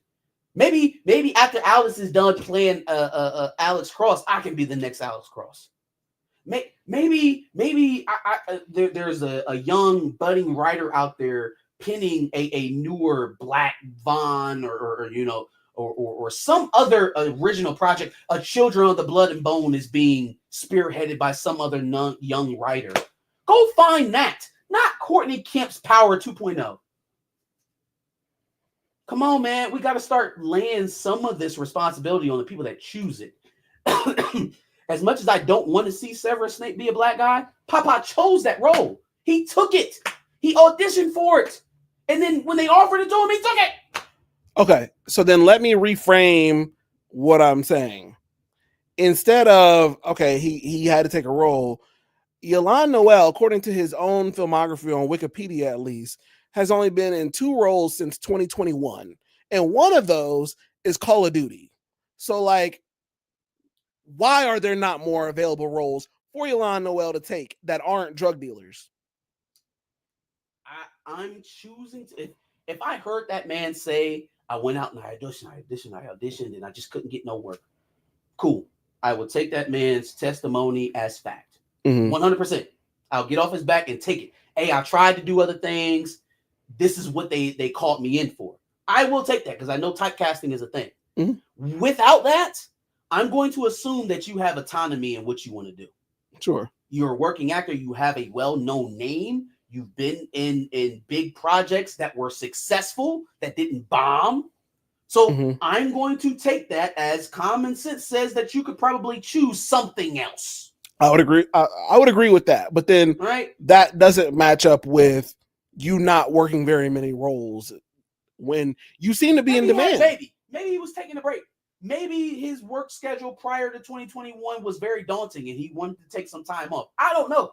Possible. I don't know. Possible. All I know is I didn't want to see you in the brand new Netflix version of Power. That's what I do know, 100%. Sure. 1000%. I know that. No. All right. Next thing. Oh, Zoe Saldana. She no black. Oh, yeah. No black. Nunca, No black. Mira la raza. Improve the race. I know y'all like that, the behind the cake, right? The Spanish. Yeah, boy, bilingual. Spanish was insane. A little bit. Y'all notice how short the clip was?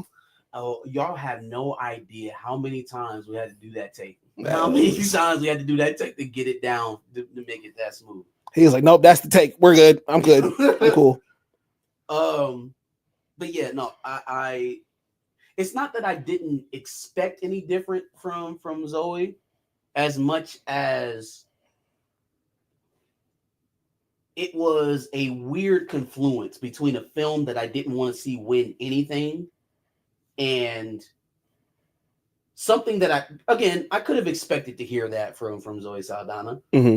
At the same time, definitely didn't want to hear that from her and Amelia Perez winning at the same time. That's fair. Now, to address Zoe, it's not surprising because I tried to tell y'all Zoe Salad Sauce was like that a long time ago. Yeah. It's not surprising, being that she is Dominican, and we know a lot of Dominicans have that type of dissonance where it's like, oh, somehow my nationality erases the melanin in my skin. No, I can't be black because of where I am on the map. Like, you're black presenting. No, very clearly. It does. For some reason, for them, it doesn't matter that there are black people all over the earth, right? And somehow they're black. But since you from this specific place, you not black because you from here. Let's ignore the history of the slave ships. Right, cruise on around your place too, just like they did in Jamaica and Haiti. Let's ignore the fact that her country is literally on the same landmass as Haiti. Let's not ignore that there were black people all over this planet. No, here, no, papi, nunca, no black papi, no negro, Dominicano. You see my hair, you see your hair, different papicito. Nunca, no negra here. Nunca. Proud Dominicano. Y'all literally share a piece of land with Haitians. Anywho. I'm just saying. Anywho. Just throwing that out there. I mean, I wasn't surprised. I wasn't surprised at all. Don't y'all let her come back around, though. Don't let her spin the block and be, oh yeah, as an Afro Latina, get your ass. Yeah, no, it's done. You gone. It's done for that. It's done for that. The picture of her and her sisters is nuts, though. Yeah, that was crazy. Yeah, but also, Mira la Raza is a real thing. Improve the race. The only way we can do that is to get whiter. That's what they mean. They don't mean improve it by getting blacker. Right. Like there's no way to improve the race. Make La Raza great again. You know what I'm saying? It's their own version of MAGA. Yeah. Mira la Raza is basically make America great again. That's crazy. In the Dominican Republic. That's insane. All right, here's the last thing I wanted to discuss. I mean, we got a couple things I skipped. That's go ahead. Okay. Kendrick Lamar's debut feature film gets summer release date. So it's a movie titled Whitney Springs. It is in collaboration with the creators of South Park. Marcus not being a very big fan of South Park, me being a huge fan of South Park, actually. I found it interesting what the movie was about, because I don't know how Kendrick can make a comedy about this. Well, I find it surprising that he would make a comedy like this. Let's just say that. I also find it surprising. I also find it surprising the collaboration I'm not a big South Park fan. I think most of the time South Park is mentioning black people. It is in a I won't say derogatory. Well, no, I mean, yeah, derogatory. I mean, that's the only thing that feels so you accurate. hate Family Guy for some of the racist things that Yes, they've said. also not a Family Guy. The way that South Park does it is completely different, and in time, well, most times, Yeah, but it's still in a parody, and they do it to everybody as well. Trivializes black people. Like if you got South Park, Mm-hmm. right, and the only black people that you got on there is Chef and Token. What else am I supposed to take? Yes, obviously it's satire, right? Like you are trying to make fun of the way that black people are represented. Mm-hmm. But then there is no balancing effect to that. You don't have an actual black person to show me how you view black people. The only representation of black people on your show is the sensationalized satirical version of black people. Okay, cool. That's how you think that not well-meaning white people view black people. How do you view them? That's fair. Chef, I mean, I Token, think Mr. Hanky. I think at the same time they do. Mr. Hanky's not black. Is he? Is he not? No, he's a piece of the only shit. other brown person on the show. He's not brown. He's a not? piece of shit. Well, he's He's a piece of shit. Okay. Anyway, Okay. I'm not counting that. Anyway, I guess the point is they do address black issues, and I think at times, I mean, I think they're fair with what they dish out at the very least. I think when you like unfairly pick at black people and make things about black people specifically, there's a difference between that and then like doling it out in front of everybody. Y'all, his name is Token. It's Tolkien.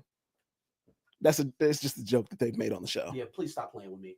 I'm making the joke that they made on the show that everybody calls him Token, but his name is actually Tolkien. That's the joke, Josh. And I know. That's what I'm saying. Okay. Yeah. I'm making the joke along with them. Like we can't sit up here and be like, oh no, Token is that character. No, his name is Token. Yeah. Okay, that is the joke. It is the joke. Like that, we're not. Where's the black guy named Brad? You know what I'm saying? Like it's okay, and I'm not saying that Token is racist. I'm saying that if that is your only representation of black people, him and Chef, then come on, man, it's not much better than the people that you're trying to make fun of. Not to make an argument against what you just said, but I just actually want to know: do you know a black person named Brad? No, I don't. Okay, all right. No, anyway, I'm just trying to give an example. No, I you know got what you're saying. Like, where's the? If you know a black person named Brad, that's crazy. Where is the black person that's there not meant to make fun of other people or be a vehicle of comedy, like just a normal character? Where's like a black Cartman? I guess. I don't think you would want a black Cartman. My point is, I get it. You want a regular character who's blackness to make it normal. Yes, not a point of vitriol, of controversy, of satire. Just a person, the way all the other people in that show exist. Right? Mm-hmm. Whiteness is not exemplified in that show to make it an other or make it something, something that's special. It just is. It just is what it is. Yeah. Right? People are able to exist as they are in their whiteness on South Park. Why is that not a thing? I'm not saying you're completely wrong. I also think maybe you should just give it a little more of a chance, but that's your decision to make. I'm not telling you for sure to. But I'm not telling you you're racist if you watch South Park. That's not what I'm saying. Oh, I'm not. I'm just saying that if you're trying to convince me that it's a place that is, inviting or safe, acceptable for us, could work a little bit, could work a little bit harder. Black Cartman would not be Riley. A little bit more. Black Cartman would be on a completely different level. Literally a black man named Cartman. Oh no, I was addressing Perps. Like Cartman, that is black. No, Perp said the Black joke Cartman. Is not that he's black. Perp said Black Cartman would be Riley from the Boondocks, and that's not. I don't agree with that. Anyway, and Bradley Beal is the answer to that. Okay. Bradley Beal was in South Park? No. A black person named Brad. Bradley. Yeah.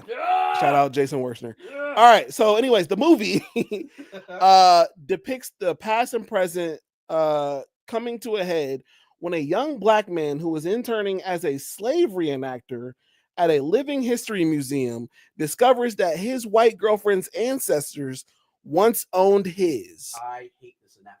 I don't know. I just don't. What the F is going on here? You're working at a slave reenactment park. I hate everything about this. That's where I'm like, Kendrick made this, and then the white girlfriend. Like what? What? That's where I'm like, Kendrick made this. What? I don't. This shit better be the funniest shit ever. This shit better be the funniest shit ever. Because I don't understand anything about this. I'll say I believe with the people involved that it's going to be funny, at least to me. But at the same time, the synopsis, like you said, just in general is like, man, what? It at least makes me question what's going on here. Could this be the first beef misstep, or the first beef post-beef misstep? Post-beef of Kendrick Lamar. Even though I think he was working on this before it. I think. I don't like this. I'm gonna be honest with you, dog. I don't like anything about this marriage. Like, and that to me creates a very steep hill for as a Kendrick fan to get over. But what if it works? Look at what the last year we just went on was. Mm-hmm. We just had a referendum on Canadian blacks, right. on Canadian blacks, black biracials, international blacks. Mm-hmm. Like, yeah, everything about blackdom. You just put a referendum on blackness. Mm-hmm. If you're Kendrick Lamar, right? You just made everybody pull their card out, and now we checking cards on blackness. And then you're gonna turn around and sell it to Netflix, your voice, to be a black man dating a white woman, finding out, working as a slave reenactor. Yeah. Like, I don't, dog, you are putting the bar way up there. You had better deliver big. He would have to deliver bigger than what he delivered on his last two musical productions. No, but here's the thing, like, though. Why are we creating that barrier? Why are we even doing this? Go find Aaron McGruder and create this shit. Why are you working with the South Park guys? Do you not think that the synopsis is still problematic despite who he's working with? I would give you much more rope to deliver it if it was with black creators. That's fair. South Park guys. That's fair. How much though? Considering what it's about. Enough for you to at least get there without me talking about it every month until it premieres. You gonna talk about it every month? I don't like this shit. That's fair. I don't like it, and I am going to create the requisite jeopardy around it. I want people to put this, and if he doesn't deliver, to hold his ass accountable. Because again, you activated us this way. You spent the last year making us proud of our black asses just for you to go sell it to South Park guys. Okay. Oh, you better deliver. Okay. You better deliver. Okay.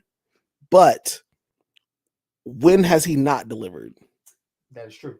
That's like where it's like I will relent in that regard. He has never failed me. Ever.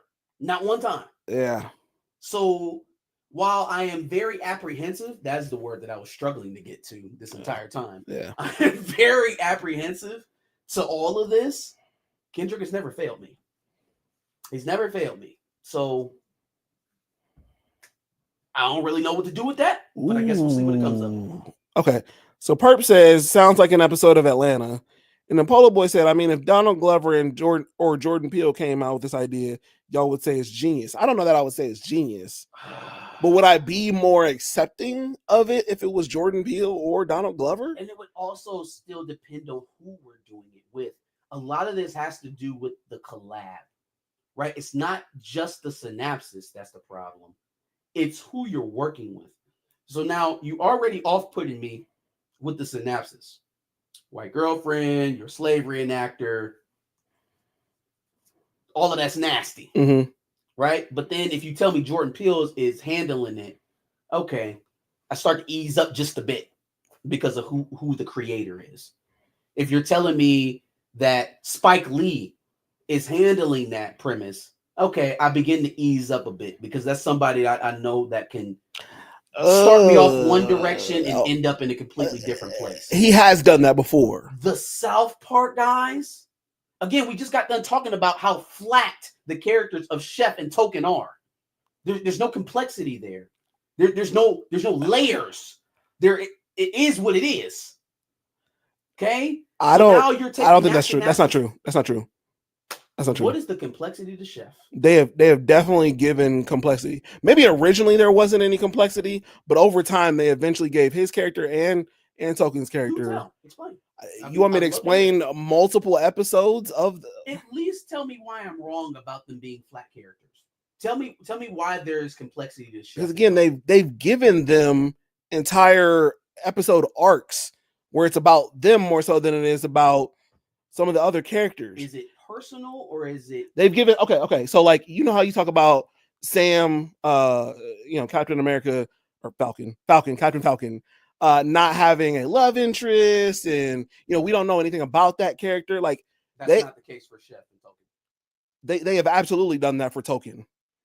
Okay. They killed off Chef's character, so I can't say that for that. I was about to say you put Chef in the box because that is exactly what I'm talking about. But let's talk about Token. But Token, they've given him a love interest. They've given him parents. They've given him his parents do things throughout the town. Not a lot, I'll give you that, but like he has connections to this world. They're together. Positive representation. They are together. They have jobs and they're characters. He was originally, I don't know if they've nerfed this or what, but originally he was the richest guy in South Park, or one of the richest guys. Okay. But then eventually he started his own weed business that's rivaling Stan's dad's. It started off because Stan's dad. A half a point on the weed business. I mean, it is a little crazy. Be rich off of weed, but anyways. Well, he wasn't originally rich off weed. I think he was maybe a movie producer or something. Sounds like a fancy way of making him a drug dealer. But no, that's fair. That's fair. I will give you half of the stuff that you said because again, that is some of the negative connotation that I pointed out for Sam Wilson and Rhodey alike. Right? No love interest, no surrounding characters to help propagate their story, no rose gallery of villains. Like that kind of stuff shows the amount of care that you actually put towards the character. So if they did that for Token, then that actually takes time, right? Like that means that you care about that character to a certain degree. Now, so I'll take that. We're lost. Yeah. I mean, well, Chef did get married to a white woman. Jesus. To a succubus. Left that off. You should have left it off. But he had parents too in that episode.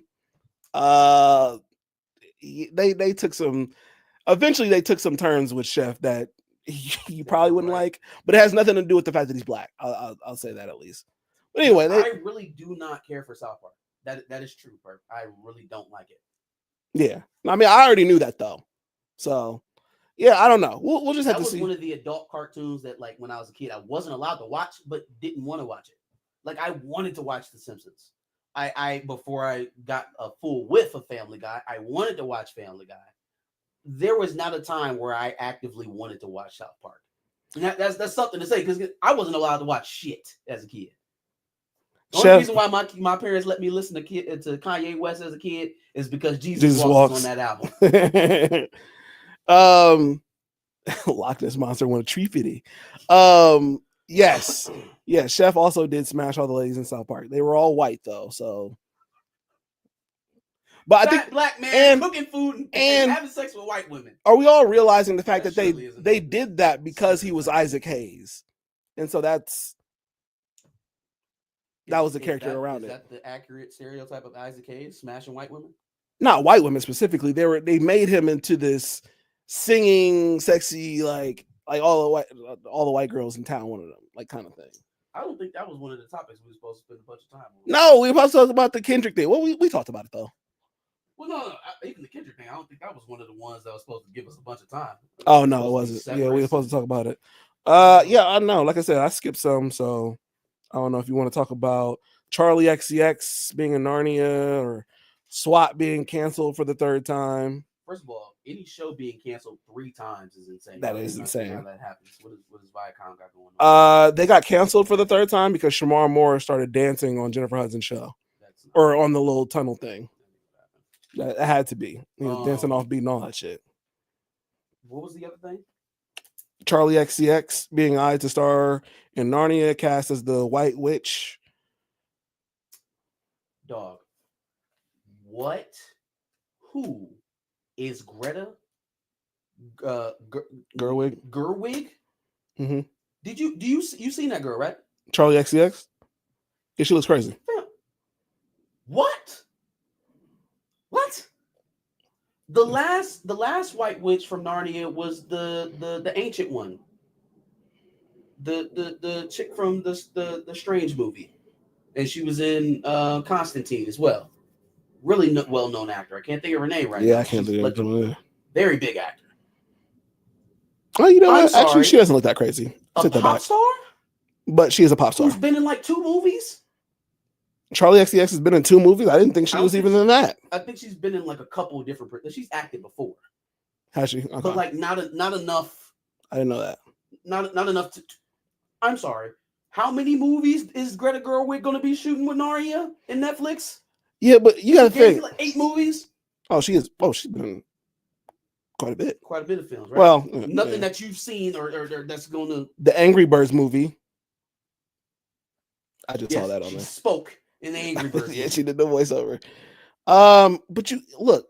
Here's the thing. She's qualified because she was the singer in Fancy for Iggy Azalea. What? She did the hook for Fancy and Iggy. I'm so Yeah, fancy. That's who this chick is? Yeah. Take this girl. Yeah. I'm in the fast lane. Watch me blow. Yeah, that's her.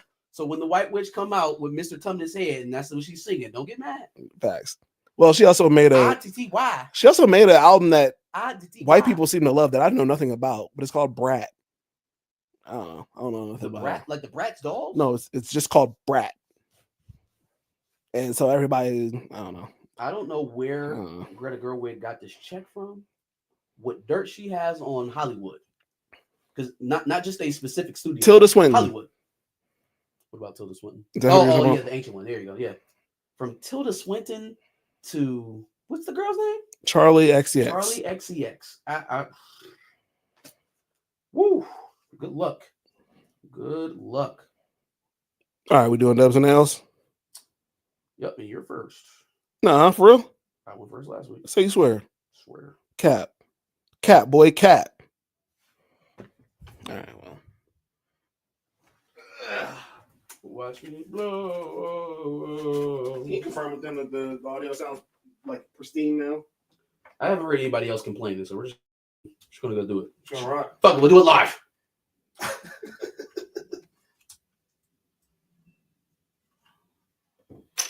right.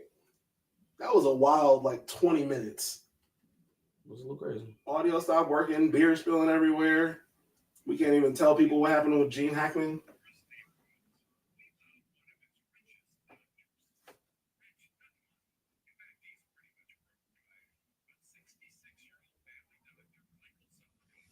Whoa. I'm glad I listened to that because there was no way I was going to be able to find that. No. It was Zollicoffer. You talking about Kamala Khan? Nah. You talking about Kamala Harris? Soul Kamala Khan? I don't know if that's how they go. Kamala Khan is terrible. Why would you I did butcher that. Speak that into existence. Yikes. Kamala Khan. Yes. Yeah. As in like her name, but she has a Khan. Yep.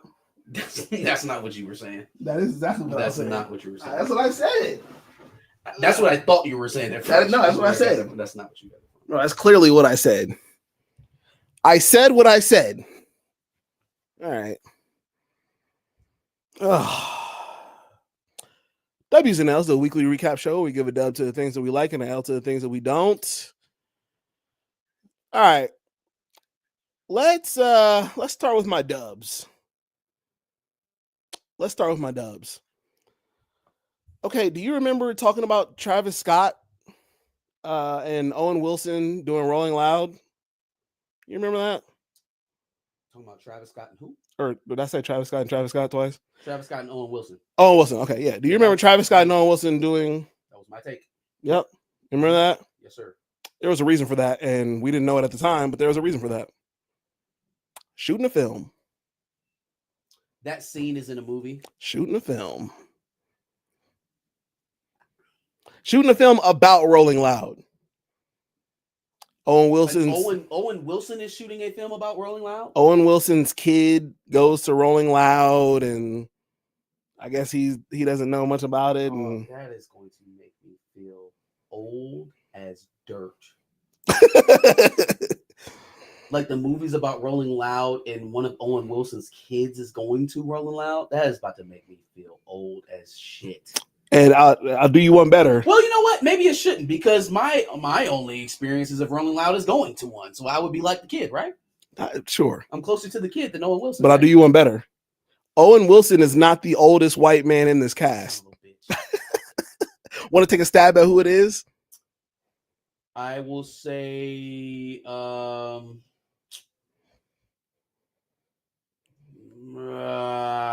on. Luke Wilson. No.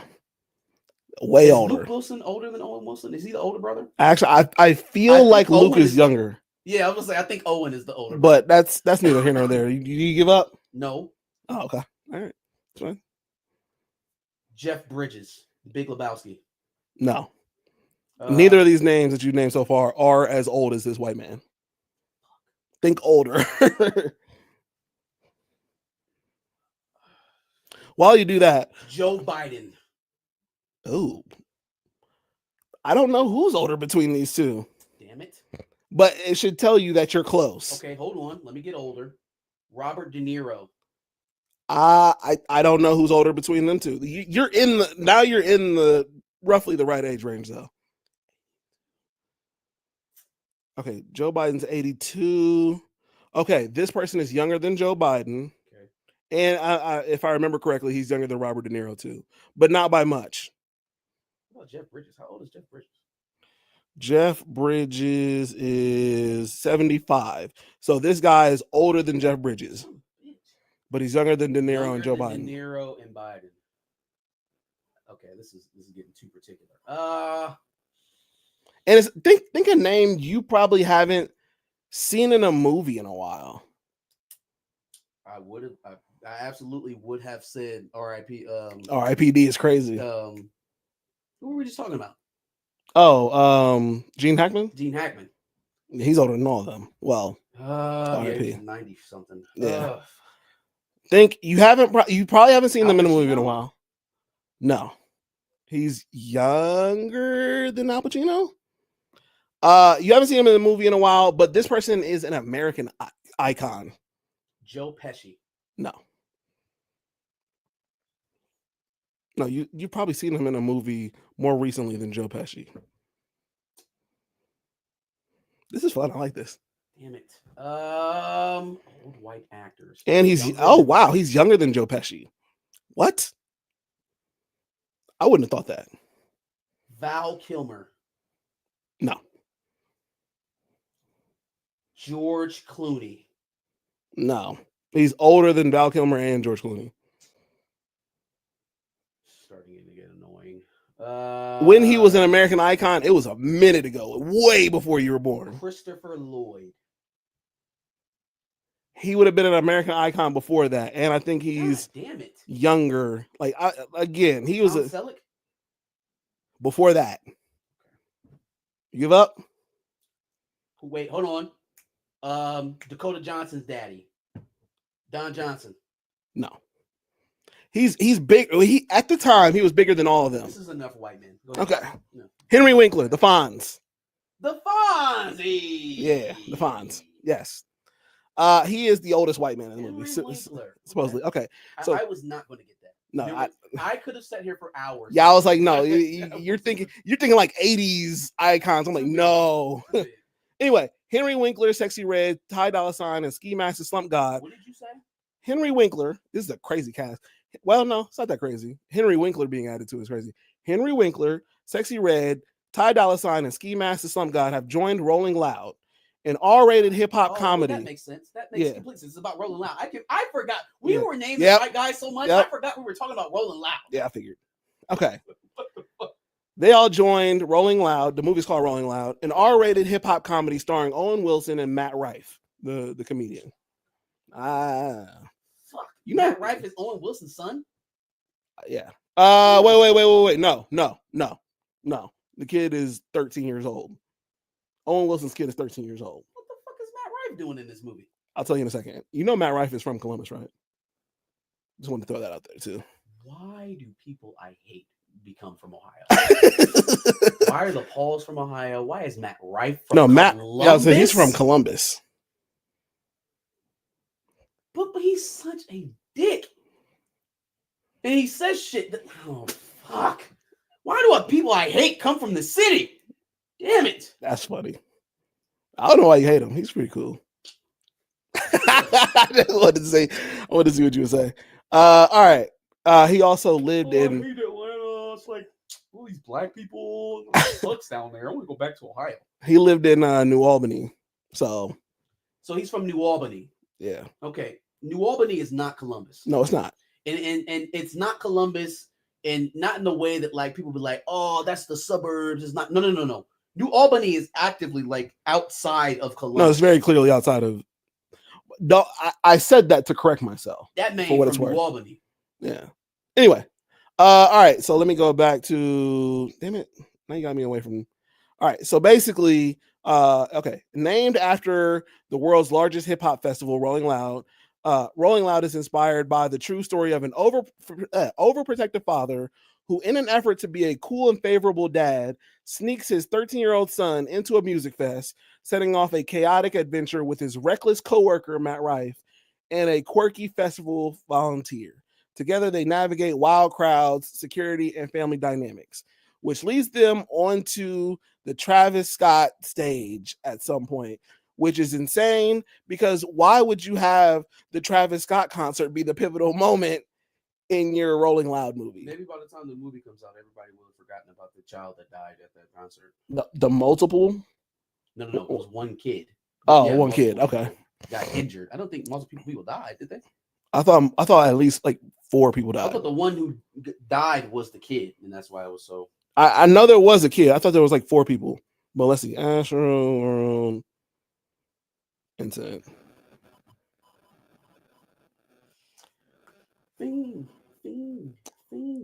8 people were pronounced dead on the day of the incident, and 2 more died in the hospital in the following days. So a total of 10. Shit. A total of 10. 8. A total of 10. Jesus Christ. Yeah. So I still don't think that was necessarily his fault, but man, the more and more information you get out about like the happenings during the concert, I'm starting to realize more why people were like pointing the finger at Travis. I didn't realize that he continued to perform.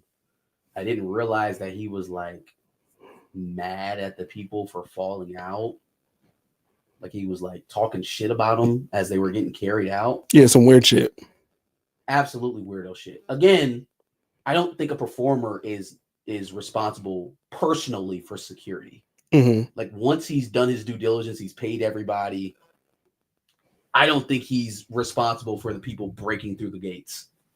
At the same time, my nigga, you were that's absolutely weirdo time. That's weirdo energy. Facts. So yeah, not sure why they are including the Travis Scott portion concert in that, but okay, what you do? It's certainly something to go with. All right, so that was my dubs. All right, before I get into my L's, I want to have a toss up. Before you were married, have you ever had a situation where you were on a date, let's say even, and an ex was in the same place? Okay. Has that ever happened to you? Like you were on a date and the ex just happened to be in the same place? Sure. You have? Before I was married? Yeah, before you were married. So like the years in between, like you were on a date with a new girl and college, the and the years immediately after college. Yeah, yes. I guess college would probably be the place for that to happen. Yeah, absolutely, all the time. You're going on a date with your girl at the student union. Oh, so wait. I'm with the new girl, and the old girl is there. Only a couple times. Couple times, yeah. Okay. How did it feel? Was it awkward? Yes. Very awkward? Yep. Okay. I had an awkward situation. It didn't involve somebody I was in a relationship with like that. I got my hair cut recently. And I'm sitting there getting cut. And my barber decides all of a sudden he wants to do something that he's never done before with my haircut, where basically it involves wrapping a hot towel around my face, right? And all of a sudden somebody walks in, because my barber has like a room to himself, essentially. It's not like a barber shop. The lofts. Yeah, something like that. Yeah. There's more and more cosmetologists that are doing that. Yeah. Hairstylists and barbers. Yep. I don't know if it's just like not a thing that people want to invest in anymore in terms of like owning a barber. Y'all just letting the salon loft people collect all that rent. And I know there's people that got storefronts that could just house it. It's just like, it's one of those things that you almost feel like they forget about that they can do to make money. Yeah. I don't know if it's maybe the freedom. You think maybe at some level I don't know that many barbershop owners that are there day to day. Yeah. It's just one of those situations that you can like own the building and then lease it out to anybody who wants to run the business out of there. It's no different than like most restaurants situation setups. And then you don't have to deal with like the barbershop drama, I guess. You feel me? Like what Salon Lofts is doing is no different than what individual barbershop owners have been doing for generations. It's almost like they just stopped doing it and just pitched the business over to the loft places. I don't know. It's very weird. But anyway, so again, I'm getting my hair cut. He puts a towel over my face so I can't see anything going on. Somebody walks into the room and they start talking about cutting hair, essentially. And I'm like, okay, all right, that's cool, whatever. All of a sudden, I start to recognize the voice a little bit. I'm like, okay, I wonder if it's this person. But hopefully, when he takes his towel off my face, that person will not be in the room anymore, and they will have gone somewhere, and I won't know. Unfortunately, the barber took the towel off my face. Now, when he does this, it's bright as fuck. Like I've been under this dark towel this entire time, so I'm like, oh fuck, I gotta get my bearings for a second. Yeah, it's bright as hell. And so he does that. He lifts the chair back up, and I'm looking around for a little bit, trying to catch my bearings. Lo and behold, the person that he was talking to this whole time was my old barber, literally the barber right before this barber. Oh, that's awkward. And that is a crazy ass setup. I just realized how you set this whole thing up, and now I'm hearing the results of it. That is insane. It's insane, but I feel it's just as awkward. Your barber is not your girlfriend. He's not. It can absolutely be equally as awkward as yes. Crazy. I was like, bro, like literally took me a second to realize like what was going on. I looked to my right, there he was, and he just kind of looks at me for a second, and then goes, "Oh, what's up?" That's crazy. He looked at me and kind of goes, "Oh, what's up?" I was like, "What's up, bro?" And I had nothing else to say after that. Like I couldn't even say anything. Eventually, it got a little less weird, a little less awkward, but it was still kind of like, yeah, we know each other, to the point that my barber had to ask, like, "Oh, you know him? He used to cut your hair?" I was like, "Yeah. Yep. So I don't wish that on anybody else, I guess I just want to throw that out there. Don't ever let that happen to you. Moving on. I'm gonna move on to my L's. Okay, chat has been asking for this for a minute. I don't understand what's going on. Actually, I do at some level, but we'll get into it. I don't fully understand all of the hate that is being thrown at Doechii. Well, let me take that one off. I don't understand all of it. Like, MoFly, we get to your topic, baby. Yeah, like you've been asking for a minute. Hope you listening. I don't understand all of it, right? Like even if you wanted to go into the quote that she gave about straight men being the reason behind, everything that's bad about dating or whatever. Yeah, that's a stupid quote. I don't like it. I don't hate Doechii because of it. And at some level, I kind of understand why she would say something like that, even if I don't agree with it. Is this hate somehow tied to the beef? Like OVO stands are trying to get rid of everything TDE, and so therefore we're just hating on anything she does. She wins a Grammy for her album, and she puts out music. We hate literally everything that comes out from her. I don't understand. She makes decent music, and it seems like it would work for a large demographic, primarily women. Where is this hate coming from? If not the beef? Somebody explain. So I actually had the same take.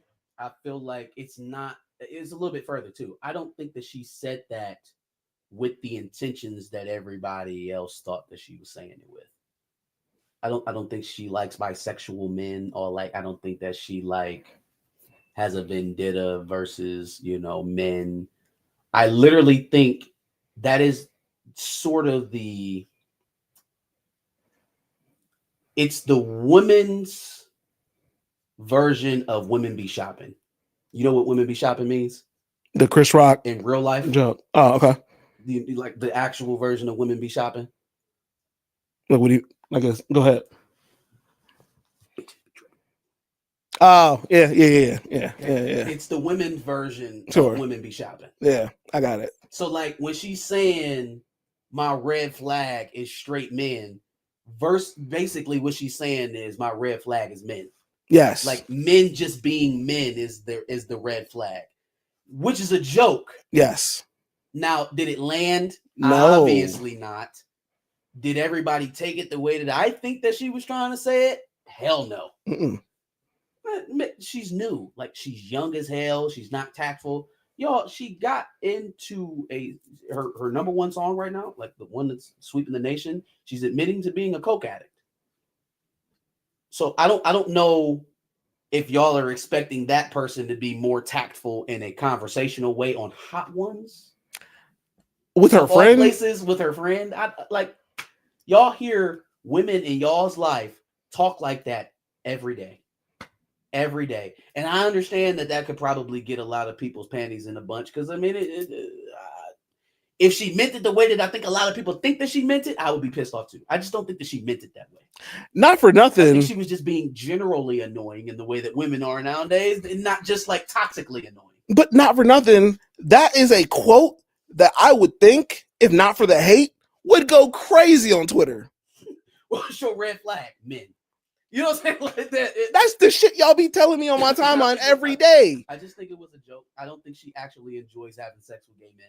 I don't think that's anything that any sane heterosexual woman is out here doing. I don't know too many heterosexual black women that like chocolate on the end of their toys. So I just don't think that that's legitimately what she was saying that she likes in a man. That could be me. I could be wrong. She could say some more dumb shit in a week and confirm everything that y'all saying right now, and I could be wrong. I'm just saying it from where I'm standing. I think that she made a joke that didn't land well. The baby did not get canceled for less. The baby attacked the LGBT community. Yeah, completely different. Completely different. He said if you was a nigga sucking dick in the parking lot, raise your hands. He said he said multiple things on that stage that night. And he also didn't get canceled by us. He got canceled by the entire LGBT community.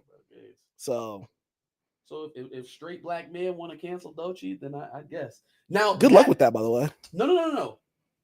There's some real jeopardy there, because Doechii is not one of those female rappers that depends on her sexuality. That depends on her body and her BBL and talking about sucking dick all day. And that's true. That's not her brand. She's a rapper. But she does tap into her sexuality. A little bit. Slightly. It's not as much as...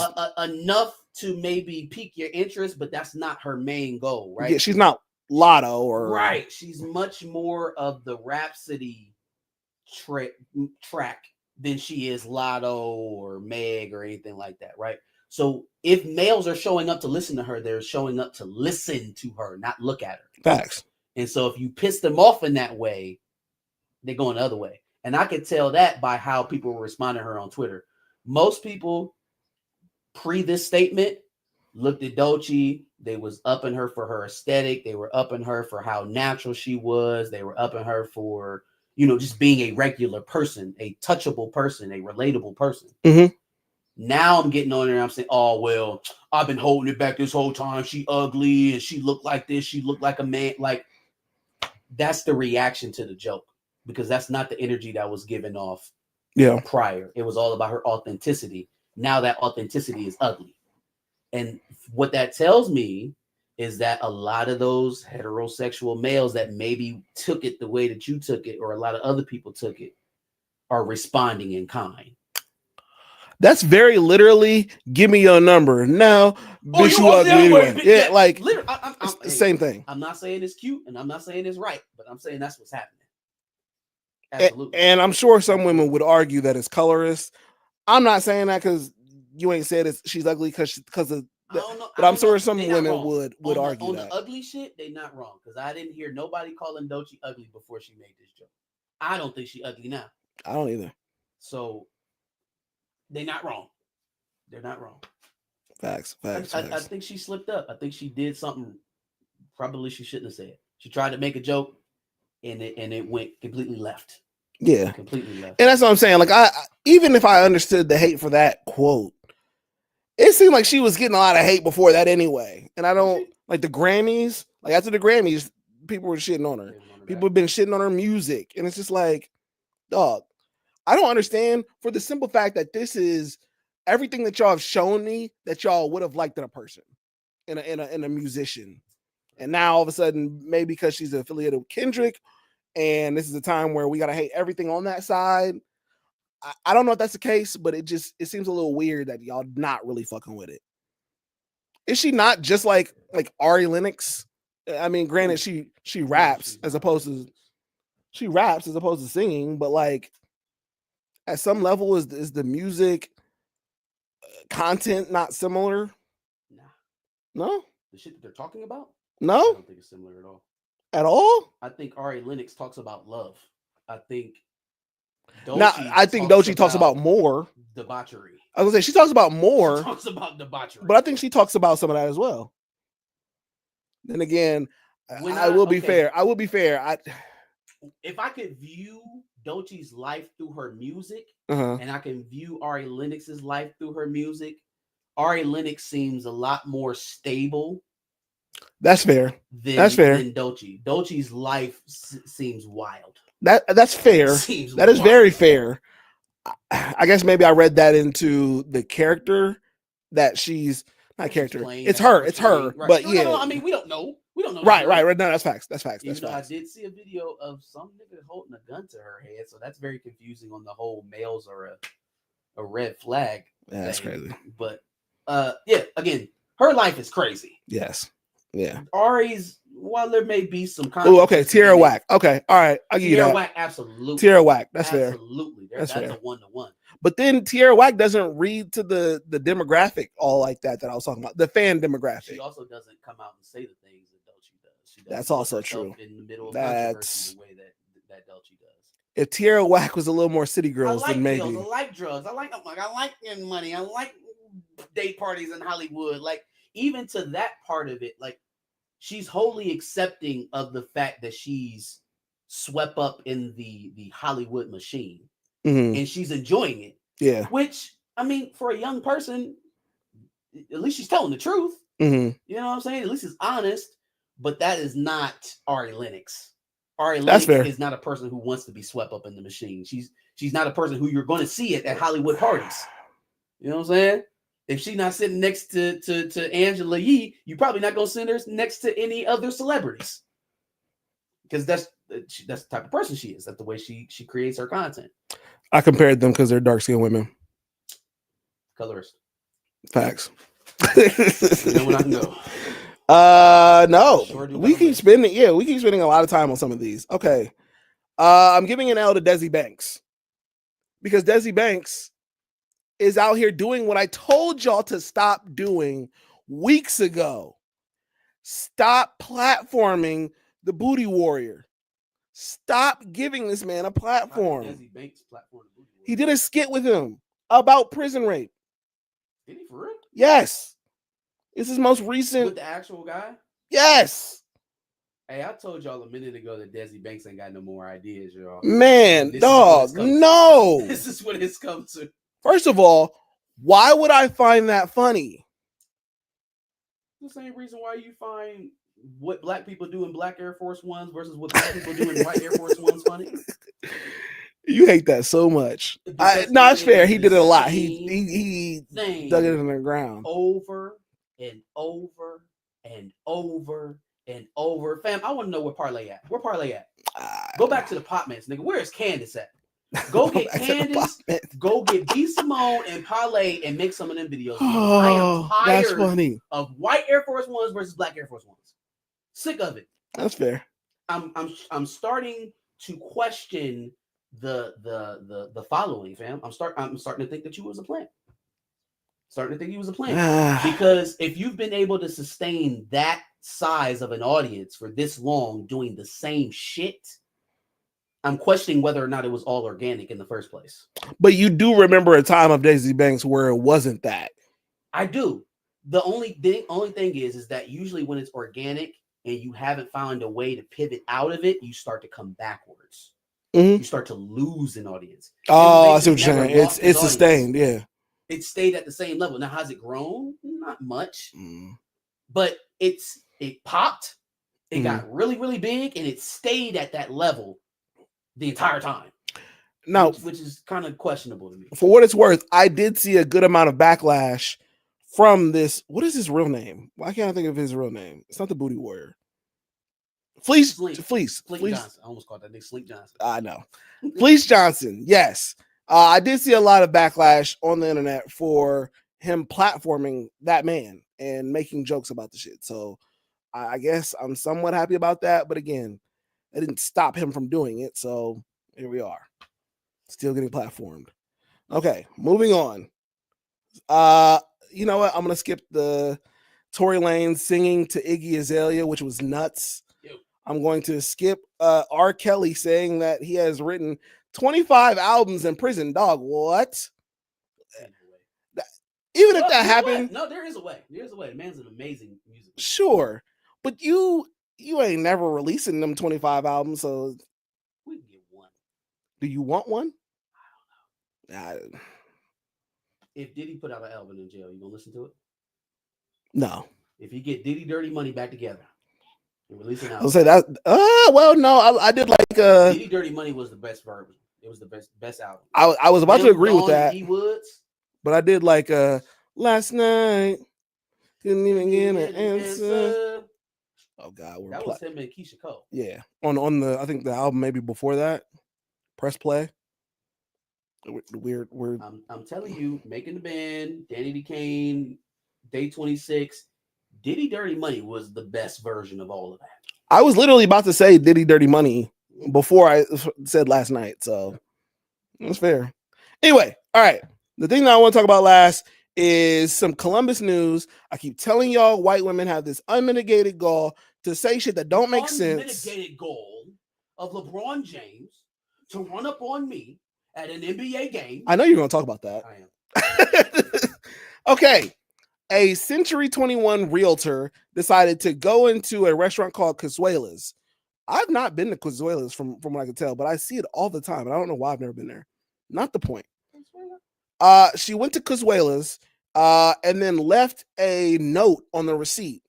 Did not leave a tip, put 0 for it, and then said something along the lines of, "Can't wait for Trump to deport you." So aggressive. Like the first 2 steps was enough. Okay, not leaving a tip sends the message that you needed to send. I don't think you needed to say anything else other than that. You probably would still have a job. You probably would still have a job if you just would have not left a tip. Now, looked at you, seen what was on the receipt, and understood exactly. You wouldn't have had to say another word. All of that other shit that you did was self-snitching. Yes. No self-snitching. Facts. Now, first of all, she got recognized by the name on the receipt. Which yes, there are multiple copies of the receipt that don't know why you thought scratching out your name. Print out another one. I would have just had to go back to get look at it. Bitch, are you dumb? You think this is 1925, not 2025? Okay, so yeah, she tried to scribble out the name on her receipt, but then there's another customer copy of the receipt. You gave me your credit card, and somehow you think you scratching it out on this piece of paper that I gave you is what you keep me from knowing who you are.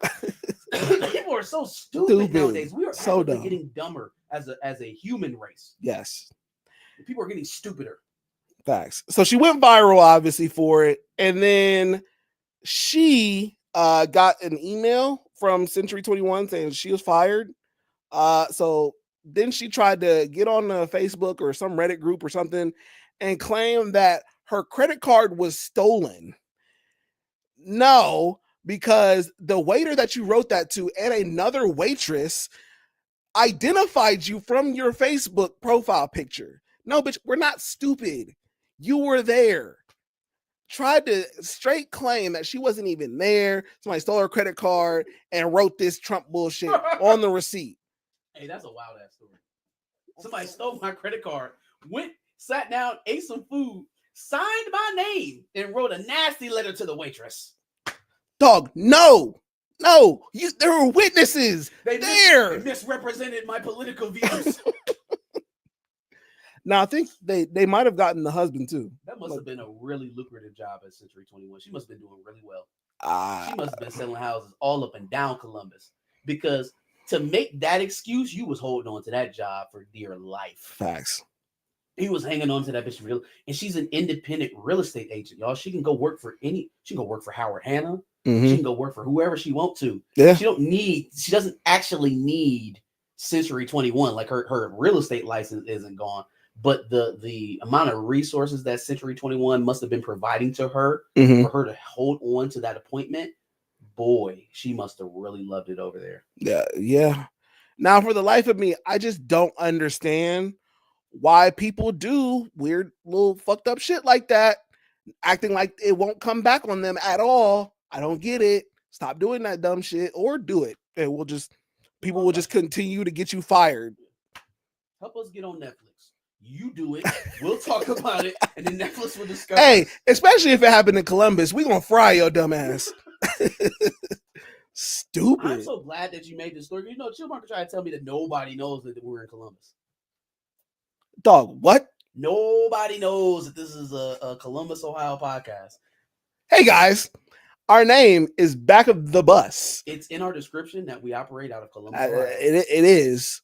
And bus just happens to be the last three letters of Columbus. Matter of fact, if you scroll back farther enough, if you've been a squad homie long enough, you will have seen some of the content that we made with local businesses and artists here in Columbus. Yep. And by the way, we're not talking to chat right now. Chat, I'm sure, would know that already. But for the people who don't know, but yeah, that's all I got. Anywho, let's get to the list. Got list incoming. Got list loading. I'm going to need my bookmarks here in Twitter a little bit to assist. Let's get that pulled up. And we are a go. All right, I've got a pretty long list. One that probably shouldn't have accompanied a long Behind the Cape segment and a guest, but we're here. So yes, we are. All right, first dub I got, first of many, going out to Michael Zola Coffers.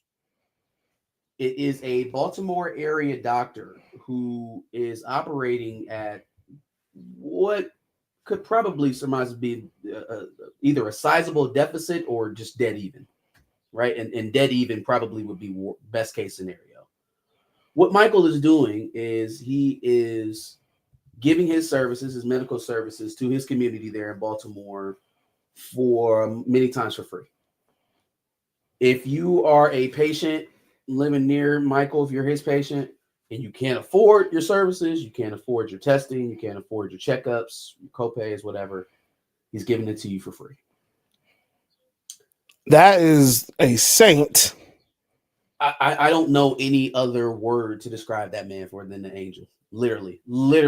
Yeah. A angel on earth.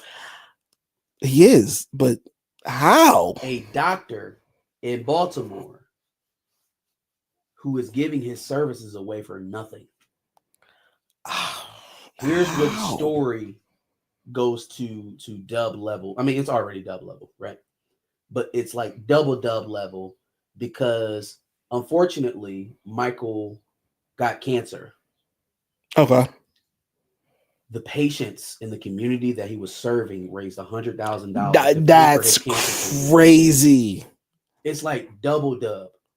it's on one side, this man is doing something that is completely selfless, like literally giving away something that could be valued at, I mean, depending on whatever you're having done, Thousands, tens of thousands, hundreds of thousands of dollars. I mean, Yeah. look, doctors make hundreds of thousands of dollars. Yeah.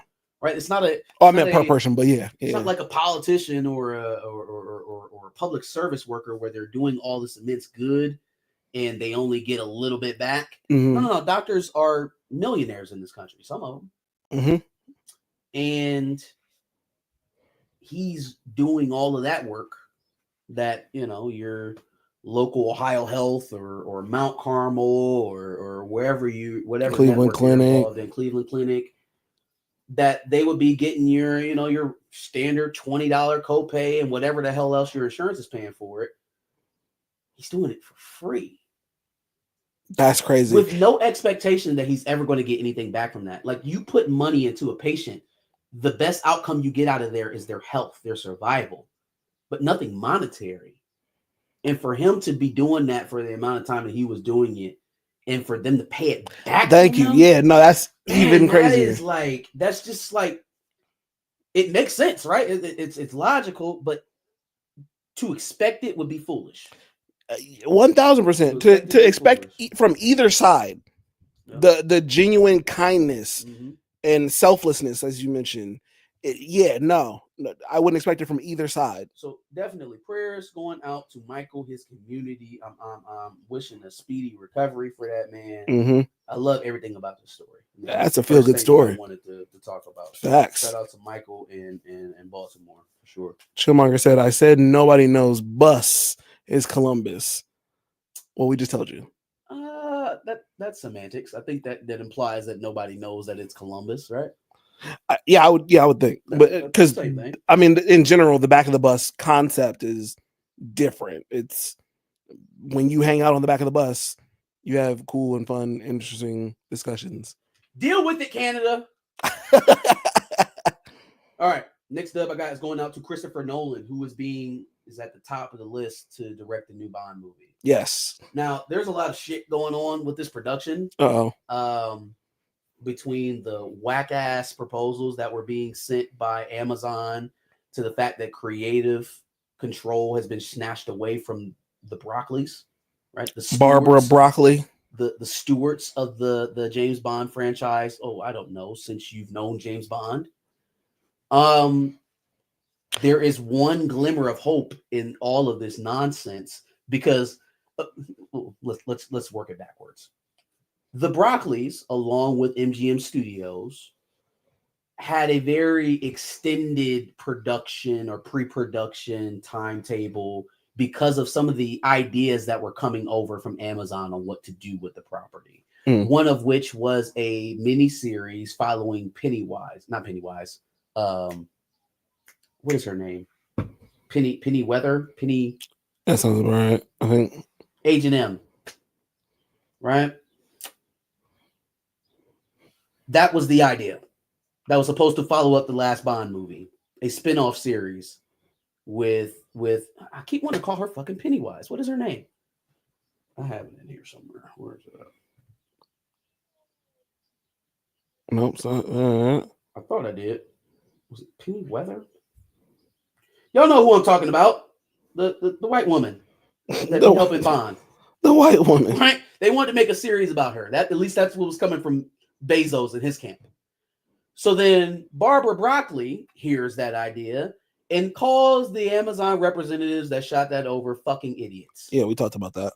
Jeff Bezos gets wind of it and says, "Yeah, I don't care what it costs. Fire them. Get the property back because they're not listening to me. Obviously, I have great ideas. Money penny. There you go. Yeah, I have great ideas and they're not listening to me. So make the stewards of James Bond give me creative control. I don't care what it costs."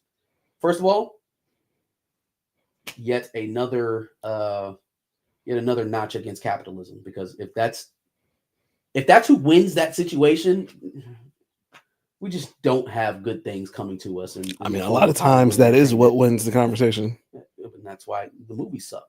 Yeah. This is why the films that we are getting, the television that we are getting most of the time sucks nowadays. But In any case, so now it seems like the only positive thing to come out of that whole situation is that they kind of narrowed in on Christopher Nolan. Yeah, Nolan doing Bond. Yes, please. Yes, please. In any regard, I think he will pick the right guy. I think he will make a terrific movie. It's seamless. Yes. So if that's what comes out of that whole situation, I'm not happy about the Broccoli's not necessarily having creative control anymore, in lieu of Jeff Bezos. But if his first decision was to hire Christopher Nolan, we're on the right track. Yes. We're on the right track. What's with the alliteration in Hollywood? Barbara Broccoli, Kathleen Kennedy, Greta Gerwig. Most of them changed their names. That's even worse. A lot of worse. people in Hollywood changed their names. That's even worse. So we changed our names to Kathleen Kennedy, Krusty Krab. Michael Douglas's name was actually it was another actor.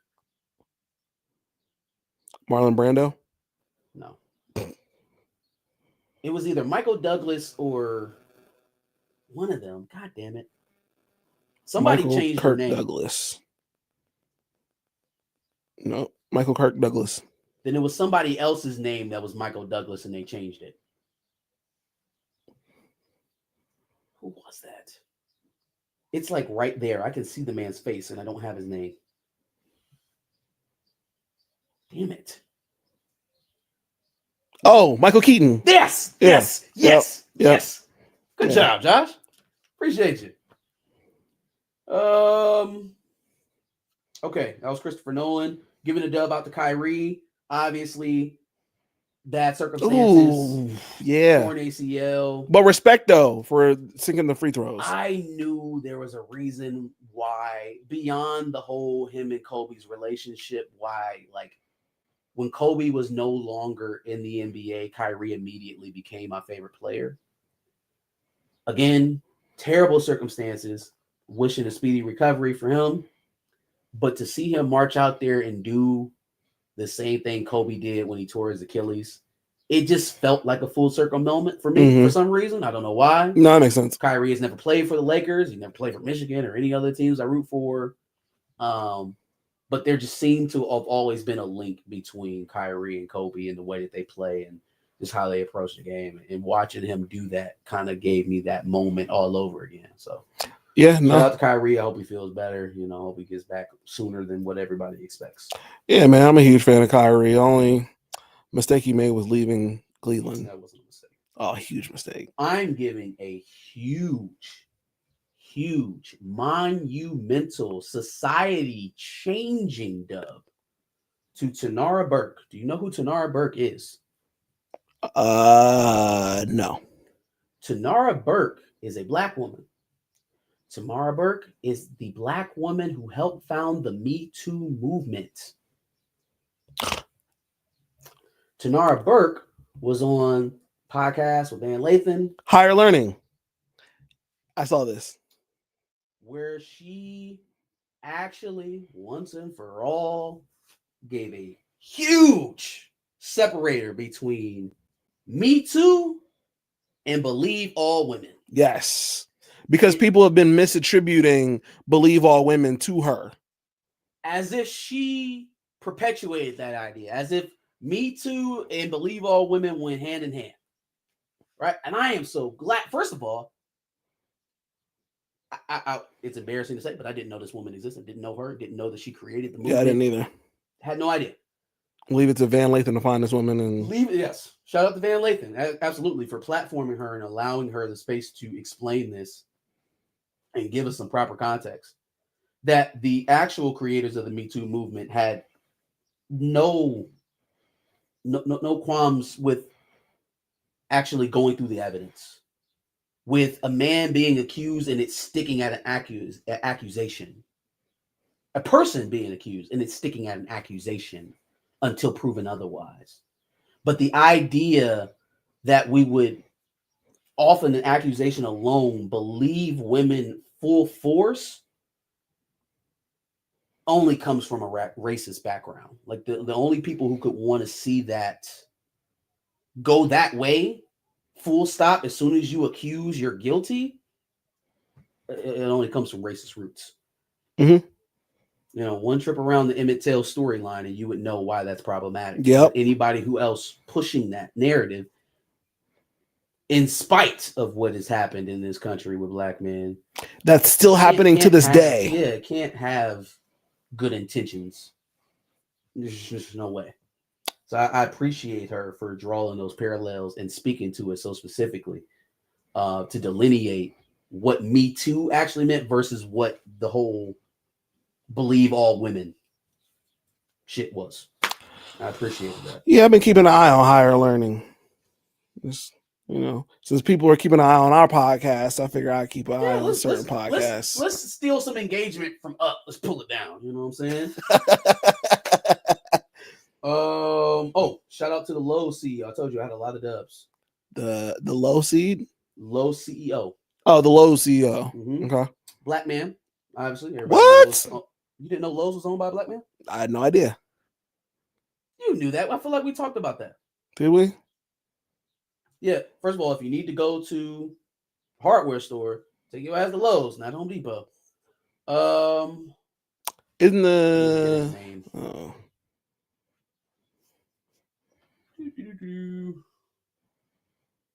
His last name is Lowe.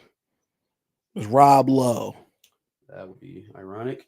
His name is Marvin Ellison. Oh. He announced that since the company was turned profit, did better than expected in 2024, he gave out $10,000 to $300,000. Oh, yeah, $10,000. Gave out bonuses up to $10,000 to 300,000 employees. Damn. So not only is the man saying that he's giving bonuses because they turn a profit, but I can do quick math to tell that most of the extra profit that he made went to these bonuses. Yeah, I mean, yeah, 3 million. I mean, it's $3 million. So no, wait, no. A large percentage of whatever profit he was. No, it's not right. Is that 3 million or 300 million? I was gonna say it's more. Yeah, it's more than 3 million. The quick math didn't feel right. But even still, that's millions of dollars, tens of millions, potentially hundreds. 3 billion. Shut up. 300,000 times 10,000. Let me make sure I'm reading this right. Low CEO. Well, you said Marvin up to 10,000. You're right. So everybody didn't get 10,000. 10,000 was probably on the high end. Yeah. Right, because this is a hey, we did well. This is that's 3 billion. Still 300,000 employees got bonuses anywhere. I think I see it somewhere else. It's from 5 to 10 because that was a sliding scale. What up, Steve? But damn, that's crazy. Yeah, no, that's the app at Lowe's. You know what I mean? Like for a part time at least. Revenue sharing at a hardware store. I'm at least going to get a part time job in that mug. You doing revenue sharing for sweeping floors? Yo, for telling people where to paint at? Don't come to work at Lowe's. They appreciate their employees. Man, that's insane. Shit. And a black CEO? Can't be mad at that. Lowe's. Can't be mad at that. I mean, honestly, if you are you coming out of college, I'm not telling you to go work the lines or work the registers, but if they have, Lowe's, I'm sure they have something that they. I mean, they got management teams, teams. I know that everybody deals in data. If you need to go work at a data center for Lowe's, customer service, shit, might not be a bad gig. Yeah.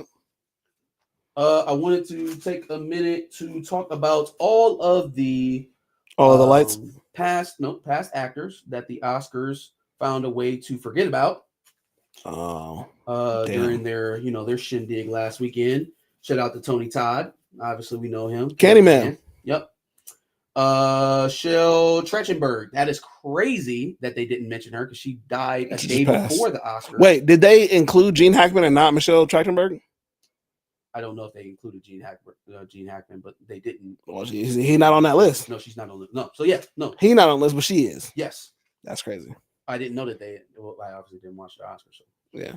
Shout out to Harriet Spy, Olivia Hussey. Don't really know who that is. Mm-mm.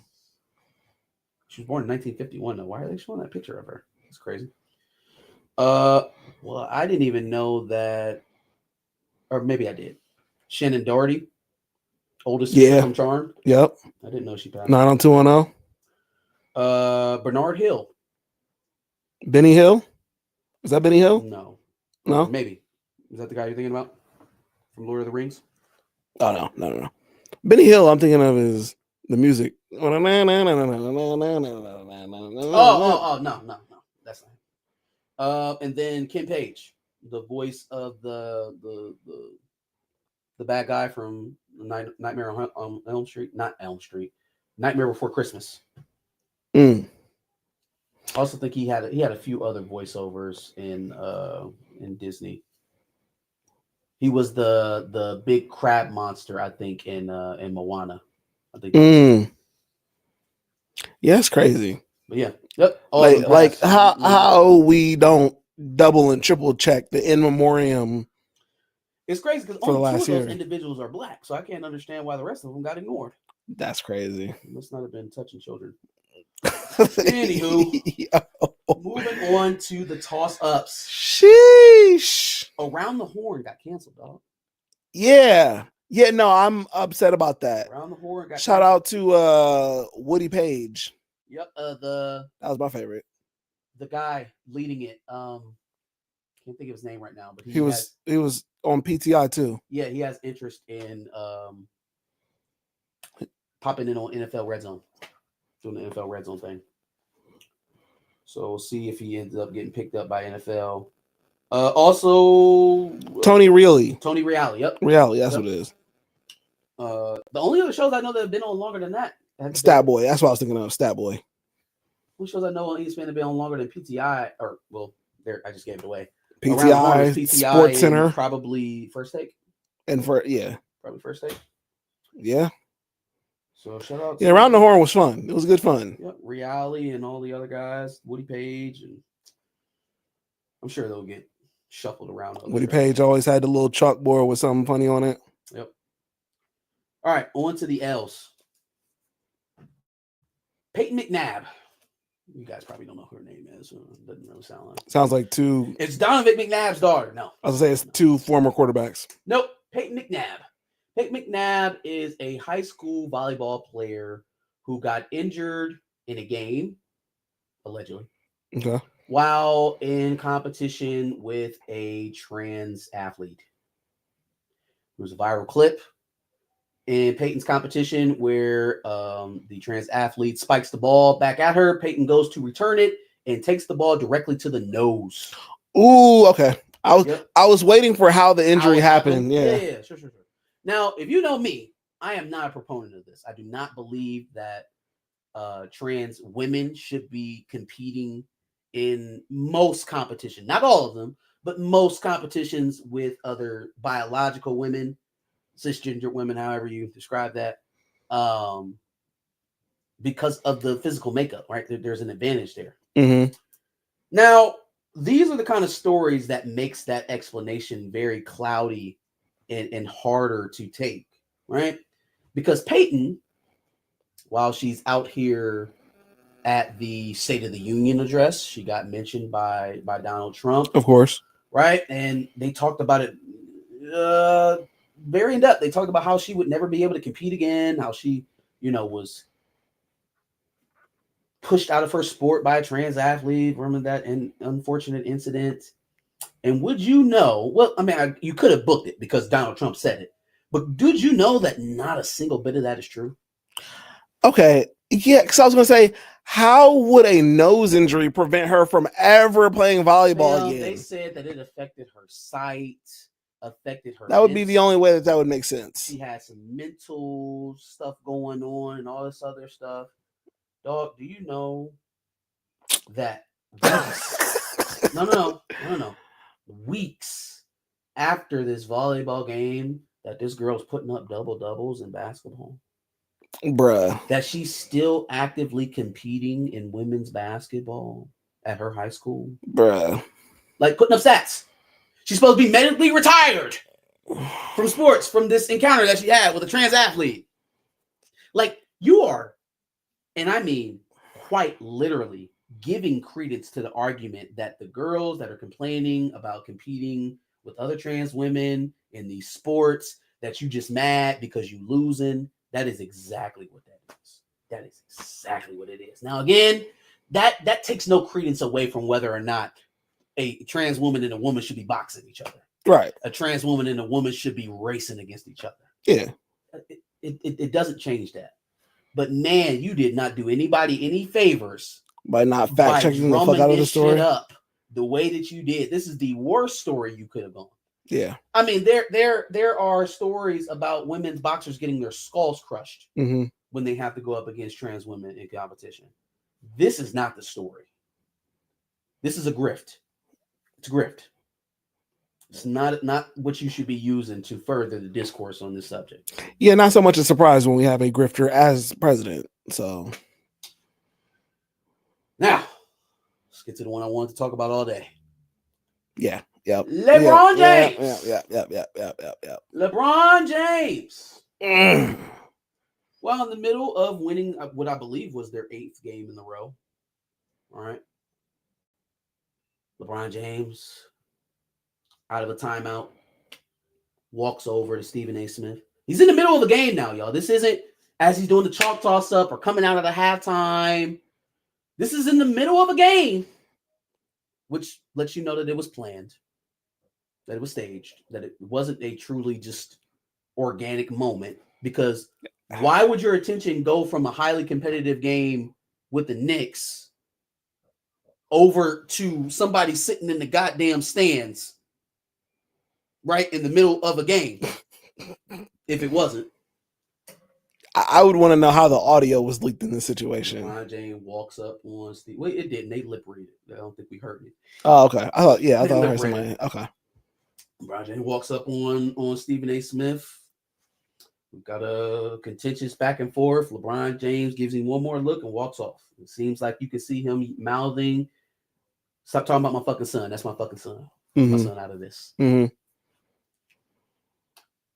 Do you know who could have left your son completely out of all of this? I mean, out of the NBA. And now you have the unmitigated goal to approach me. Stephen A. Smith, a journalist, have you, whose job it is to cover the NBA, have been doing it for now 25 years. And not one time have I ever had a father come and tell me that I couldn't critique his son. Now, even in this, Stephen A. gives a weak response. I did not enjoy first half of Stephen A.'s response. This whole, he's a father, and I've never seen a father look like that. And I knew right away when I heard him talking to me that I was talking to a father, not a basketball player. And for that, I could understand. No, fuck all that. Hey, when LeBron would have walked up on me, hold his towel, talking all this, you know what I would have did, Josh? Looked him up and down and told him to bust a move. I would have challenged him. You know why I would have challenged him? It's not because I think that I can contend with a 6'9", 250-pound athlete. Absolutely not. Bust a move. Because what you're attempting to do is make this big show of it, knowing damn well you ain't going to do shit. Knowing damn well that you are wrong. You are every bit of wrong. Every inch of this situation is wrong, father or not. Because I don't see nobody giving T. Morant any of his flowers when he's trying to fight people over Ja. When he's trying to fight other NBA players over Ja Morant, I don't see anybody big up in T. Morant. When LeVar Ball was out here big up in his son, everybody seen that as a target being put on Lonzo's back. Yeah. Yep. Green light, go after Lonzo Ball. Go after LaMelo Ball. Go after Jello Ball, right? When LeVar Ball was doing it. But now,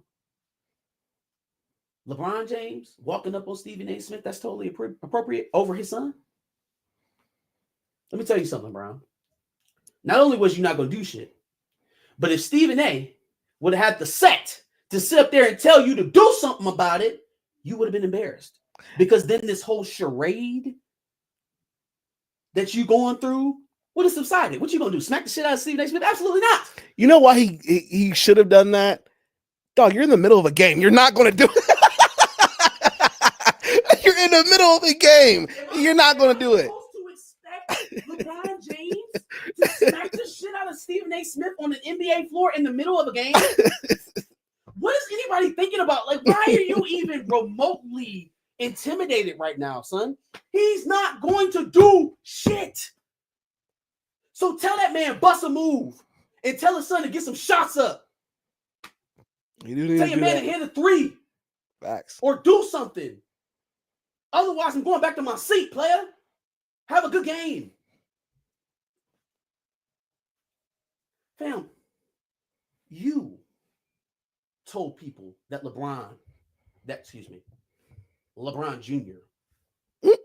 could have played on the Lakers last year, is what you said. Yeah. You told everybody that you was going to stay in the league long enough to play with your son. You told all other 31 NBA teams, don't y'all draft Bronny. Don't you draft him. Do not draft him. If you draft him, he's going to Australia to play. You told all other 31 prospective NBA teams, whoever drafts my son, that's where I plan to play. You signed your extension with the Lakers the same damn day that they drafted your son. You are responsible for every last bit of criticism your son has gotten this year in this NBA season. You, not Stephen A. Smith, not Kwame Brown, not Jaylen Brown, not any of the other players who said that your son can't hoop. You know, the ones that you won't challenge, the ones that you won't say something to, you know, because you got to go run to the 5'10", 60-year-old journalist, newscaster, contributor to press him because you're not going to walk up on Jaylen Brown, right? Y'all playing the Celtics today. Are you going to say anything to Jaylen Brown at all? Is it a doubleheader? They played him last night. Last night, sorry. Oh, okay. Sorry, my bad. Didn't say anything to Jaylen Brown, though, for what it's Didn't worth. say a word to Jaylen Brown. And honestly, Stephen A. Smith just said that your son need more time. He blamed you. He was talking to you. He didn't say shit about your son. He was talking about you. He's talking about all this extra mess that you're doing behind the scenes to even get your man in the league. $7 million guaranteed for 4 years in the G League? $7 million guaranteed. You should be able to stay in front of Tyrese Maxey, right? At least for a possession. Oh, yeah. That's what Stephen A. Smith was criticizing. He criticized you, not Bronny. Jaylen Brown, oh, he criticized Bronny. He didn't say shit about you. Kwame Brown, oh, he criticized Bronny. He didn't say shit about you. Who else? Who else say Bronny can't hoop? Marcus from back of the bus said something about Bronny. Bronny. Well, actually, he said something about you. And Yeah. And you. Fucking Rob Parker from Fox Sports, Chris Broussard. Oh, yeah. Bronny, not you. Go after him. Go after the individuals who are literally talking about the fact that your son can't hoop. Stephen A. still trying to leave the door open for him to become an NBA player, which is never going to happen. Not the way he hoop. Dave Portnoy, any number of figures in the public sphere talking directly to your non-hooping ass son. I can't even take the whole he's a father, he's trying to protect the son angle because the one person that he actually stepped to wasn't even going after Bronny.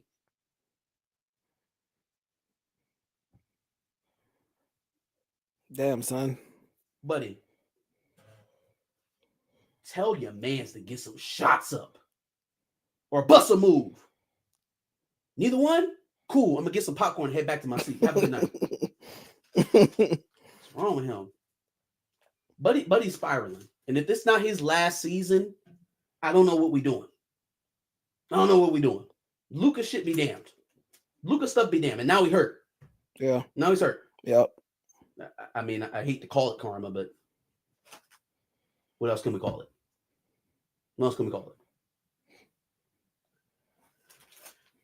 All right. 3 more. Giving the L out to Connecticut. Interesting. To the whole state, or at least to the educational system in Connecticut. Well, they have a contraception and an erection bill too. Oh no! It's actually worse. Oh God, It is actually verifiably worse. yikes! So the reason why Connecticut is getting a L for me is can I find her? Let's get her. There we go. Because there was a young woman who came up, and she's a minor. I think that's why they haven't released her name. Mm-hmm. There's a young woman who came up in the public schooling system there in Connecticut, was awarded her diploma with honors. Now, Okay. why would an individual who got a diploma with honors in the state of Connecticut be suing the state of Connecticut? That sounds weird, right? Yeah. I guess the only way that you would be doing that is if you got all of those things and still couldn't read or write. Fam, what? The woman is suing the educational department because she received her degree with honors. She graduated from And high she's school illiterate. with honors. She's illiterate. She can't read or write. How? How did this happen? I don't understand. All right. And I know it's true because she's suing you. And she want that bread. So I know it's true. Is the Board of Education in Connecticut somewhere also illiterate? I can understand how a pipeline process can just kind of push you through along, and maybe you just kind of fall through the cracks and get a degree. Graduating with honors and you can't read or write, that means you didn't pass not one standardized test. You didn't pass anything. You didn't pass a single thing. If you can't read or write, you can't even put your name on the paper. So obviously, I needed to do my undergrad in Connecticut. This is where I needed to go. I needed to do undergrad, high school, middle school. My whole education needed to be in Connecticut.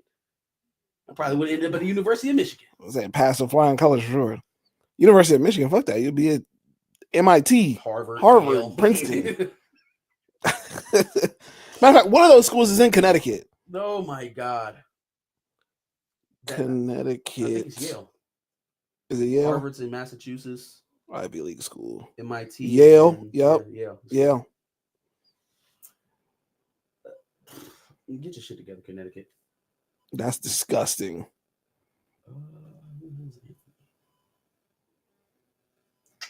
I thought it was Brown. It's Yale though.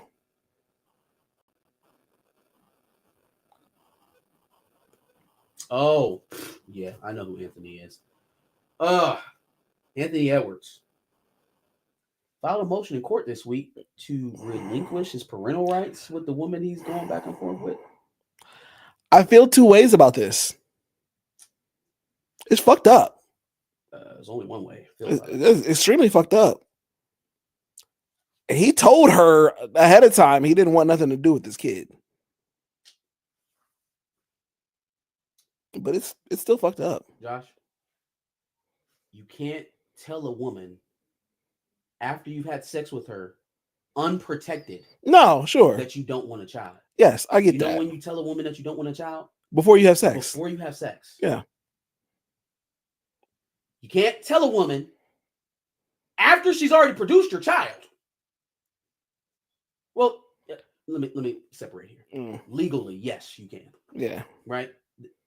Without being a gigantic piece of shit. But you could have avoided this Like by there's no morality in this. There's no. Both of y'all are immature piece of shit individuals. Yes. And you are not any more mature or better off or in a more moral standpoint than she is by relinquishing your parental rights. If you don't want to have anything to do with her, you get full custody and tell her to kick rocks so that you never have to pay her $1. If this is an idea of, I don't want her to try and drag money out of me for the rest of my life, then you get full custody and kick her to the curb.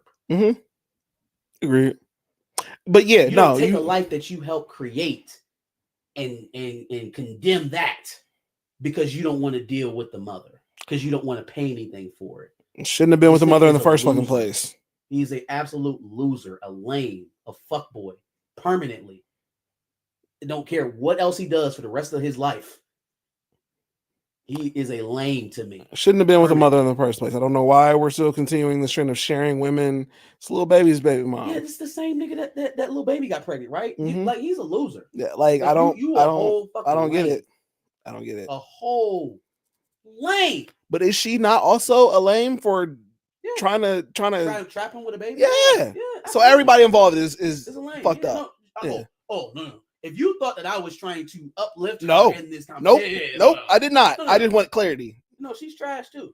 I didn't think you were, but I just wanted to. He had an opportunity to people. be a father and to raise his child within all of that, and he Mhm. decided to be worse than what she is because she's a trapper. Yeah. Right? She's a scammer. She's trying to improve her position. You already have the position. Yeah. You have everything you need to care for that child. And again, you make the conscious decision to put the baby in her. Yeah. Yep. You had sex with her without a condom on. Boy, you did what you need to do to create a baby. I don't want to hear nothing about, oh, I don't want the baby afterward. I told you I didn't want to take it. No, shut up. Because your opportunity to make that not happen as a responsible individual was to put a condom on. Or at least Or pull not out. fuck her. Or at least pull out. At the very least, pull out. Yeah. You went in there raw and you left it in there. Okay? Don't tell me about what you didn't want. You wanted it. You went in skinless. I don't want to hear that. Like you can just tell that nobody is putting anything into you individuals before y'all make money. Yeah. Nobody is politicking to y'all at all before y'all get money. Truth be told, a lot of you niggas are lames. Oh, for sure. A lot of you niggas are lames that get money and then it shows. It Because money doesn't unlame you. Yeah, you get into certain situations that reveals it, and that's all it is. Mm-hmm. Yeah, money is an enhancer. It'll enhance who you are. We probably should have seen it when he was like, "Oh, I don't want to be the face of the league." This is why. Because I want to do fuck shit, and they're not going to allow me to move like this. They're not going to allow me to be the biggest fuckboy in the room if I'm the face of the league. They're going to hold me responsible for my actions if I'm the face of the league. And I don't have LeBron James resources to hide all of it. No, I'm just kidding. I can't derelict my duties if I'm the face of the league. I can't spread my seed across America without taking any responsibility if I'm the face of the league. Yeah. Chill said salute to DDG. Yeah, salute to DDG, because at least DDG is actually fighting for his rights. At least he's actually fighting to see his son. Completely different. I'm gonna pay money to not, because you know you can't just relinquish. You got to go to court. You got to go file. So he's paying money not to be a father. Meanwhile, DDG is fighting with his baby mother to see his child. So yeah, completely different perspective. Last L I got is going out to TikTok. TikTok has been making money off of kitty porn. So all of you that were so happy that the app didn't get disbanded and didn't get banned, Eureka. Let me get to the story. Read about that real quick. That nasty business. Where you at, TikTok? It's your turn.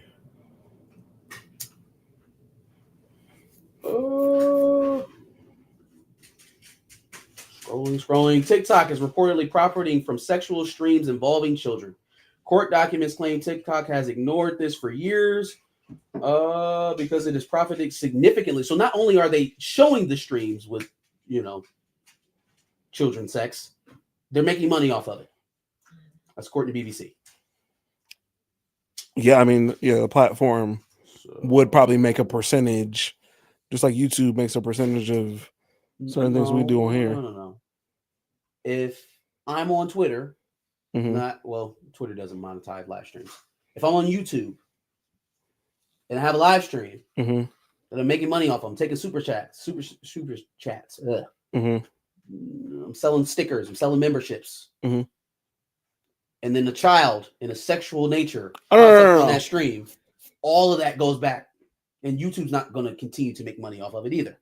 No, YouTube is going to get rid of it off of their platform, I would hope. Platform. Yeah. Full stop. Yeah. Same thing with Instagram, Facebook, what have you. You can't show child pornography on the site. You can't show pornography at all. Can't show pornography. Well, that's not true. Some of these you can work around that. Twitter lets it happen all over. Yeah, And you know, you can have your little holes in YouTube every now and again too. I guess. Yeah. However, child porn, full stop, done. Mm-hmm. I don't know how that can. Who's watching it? That is the more pressing question. Who's on TikTok watching kitty porn and paying for it at that? Weirdos who are into that shit. It's unfortunate, but Nasty I mean, business. we know that there are people like that. Yet another reason why I think TikTok should be banned. But y'all keep on keeping on. Bet. That's it for the list. Cool. I think that is a full 3 hours. I don't think we've done 3 hours on a Sunday stream. I think we did last week, actually. I think it went over 3. Did it really? I think so. I'm still looking for it. 3 hours, 11 minutes, and 20 seconds. Okay, I don't know if I like the new trend here. we got to shorten it up a little bit. To rein this shit back. Well, I mean, we had extra stuff to. Yeah, we did. We had Pam on, and you know, it was a very extended list. We're turning into Kai Cenat. But that is it for W's and L's. Give us your W's and L's take in the prompt below. Make sure you like, share, and subscribe. Either catch us live on Sundays or on the replay on Wednesdays for W's and L's. Absolutely. Make sure, like you say, you subscribe. We like to do W's and L's every Wednesday at 10. And make sure you check out our playlist where we talked about previous takes from previous weeks. See what we talked about. Make sure you like the video. On that note, we out, chat. It's been real, chat. Yeah, it's been a crazy one. Stay up. Still got beer probably somewhere over here spilling. So on that note, I guess we out. Unsubscribe from TikTok. LeBron has the unmitigated goal. Yikes. And what else? White women have the unmitigated goal. White women be tripping. They be shopping. They do. They be shopping. Peace. Oh, real quick. Well, no. Oh yeah. Hop into Twitter communities. Make sure if you're on Twitter, follow us there. Got updates coming there. We had an update before the live stream today. So all those that engage with that post, I appreciate it. Back of the bus squad homies. Back of the bus squad homies. Oh, and follow the Pantheon Clip channel. We out.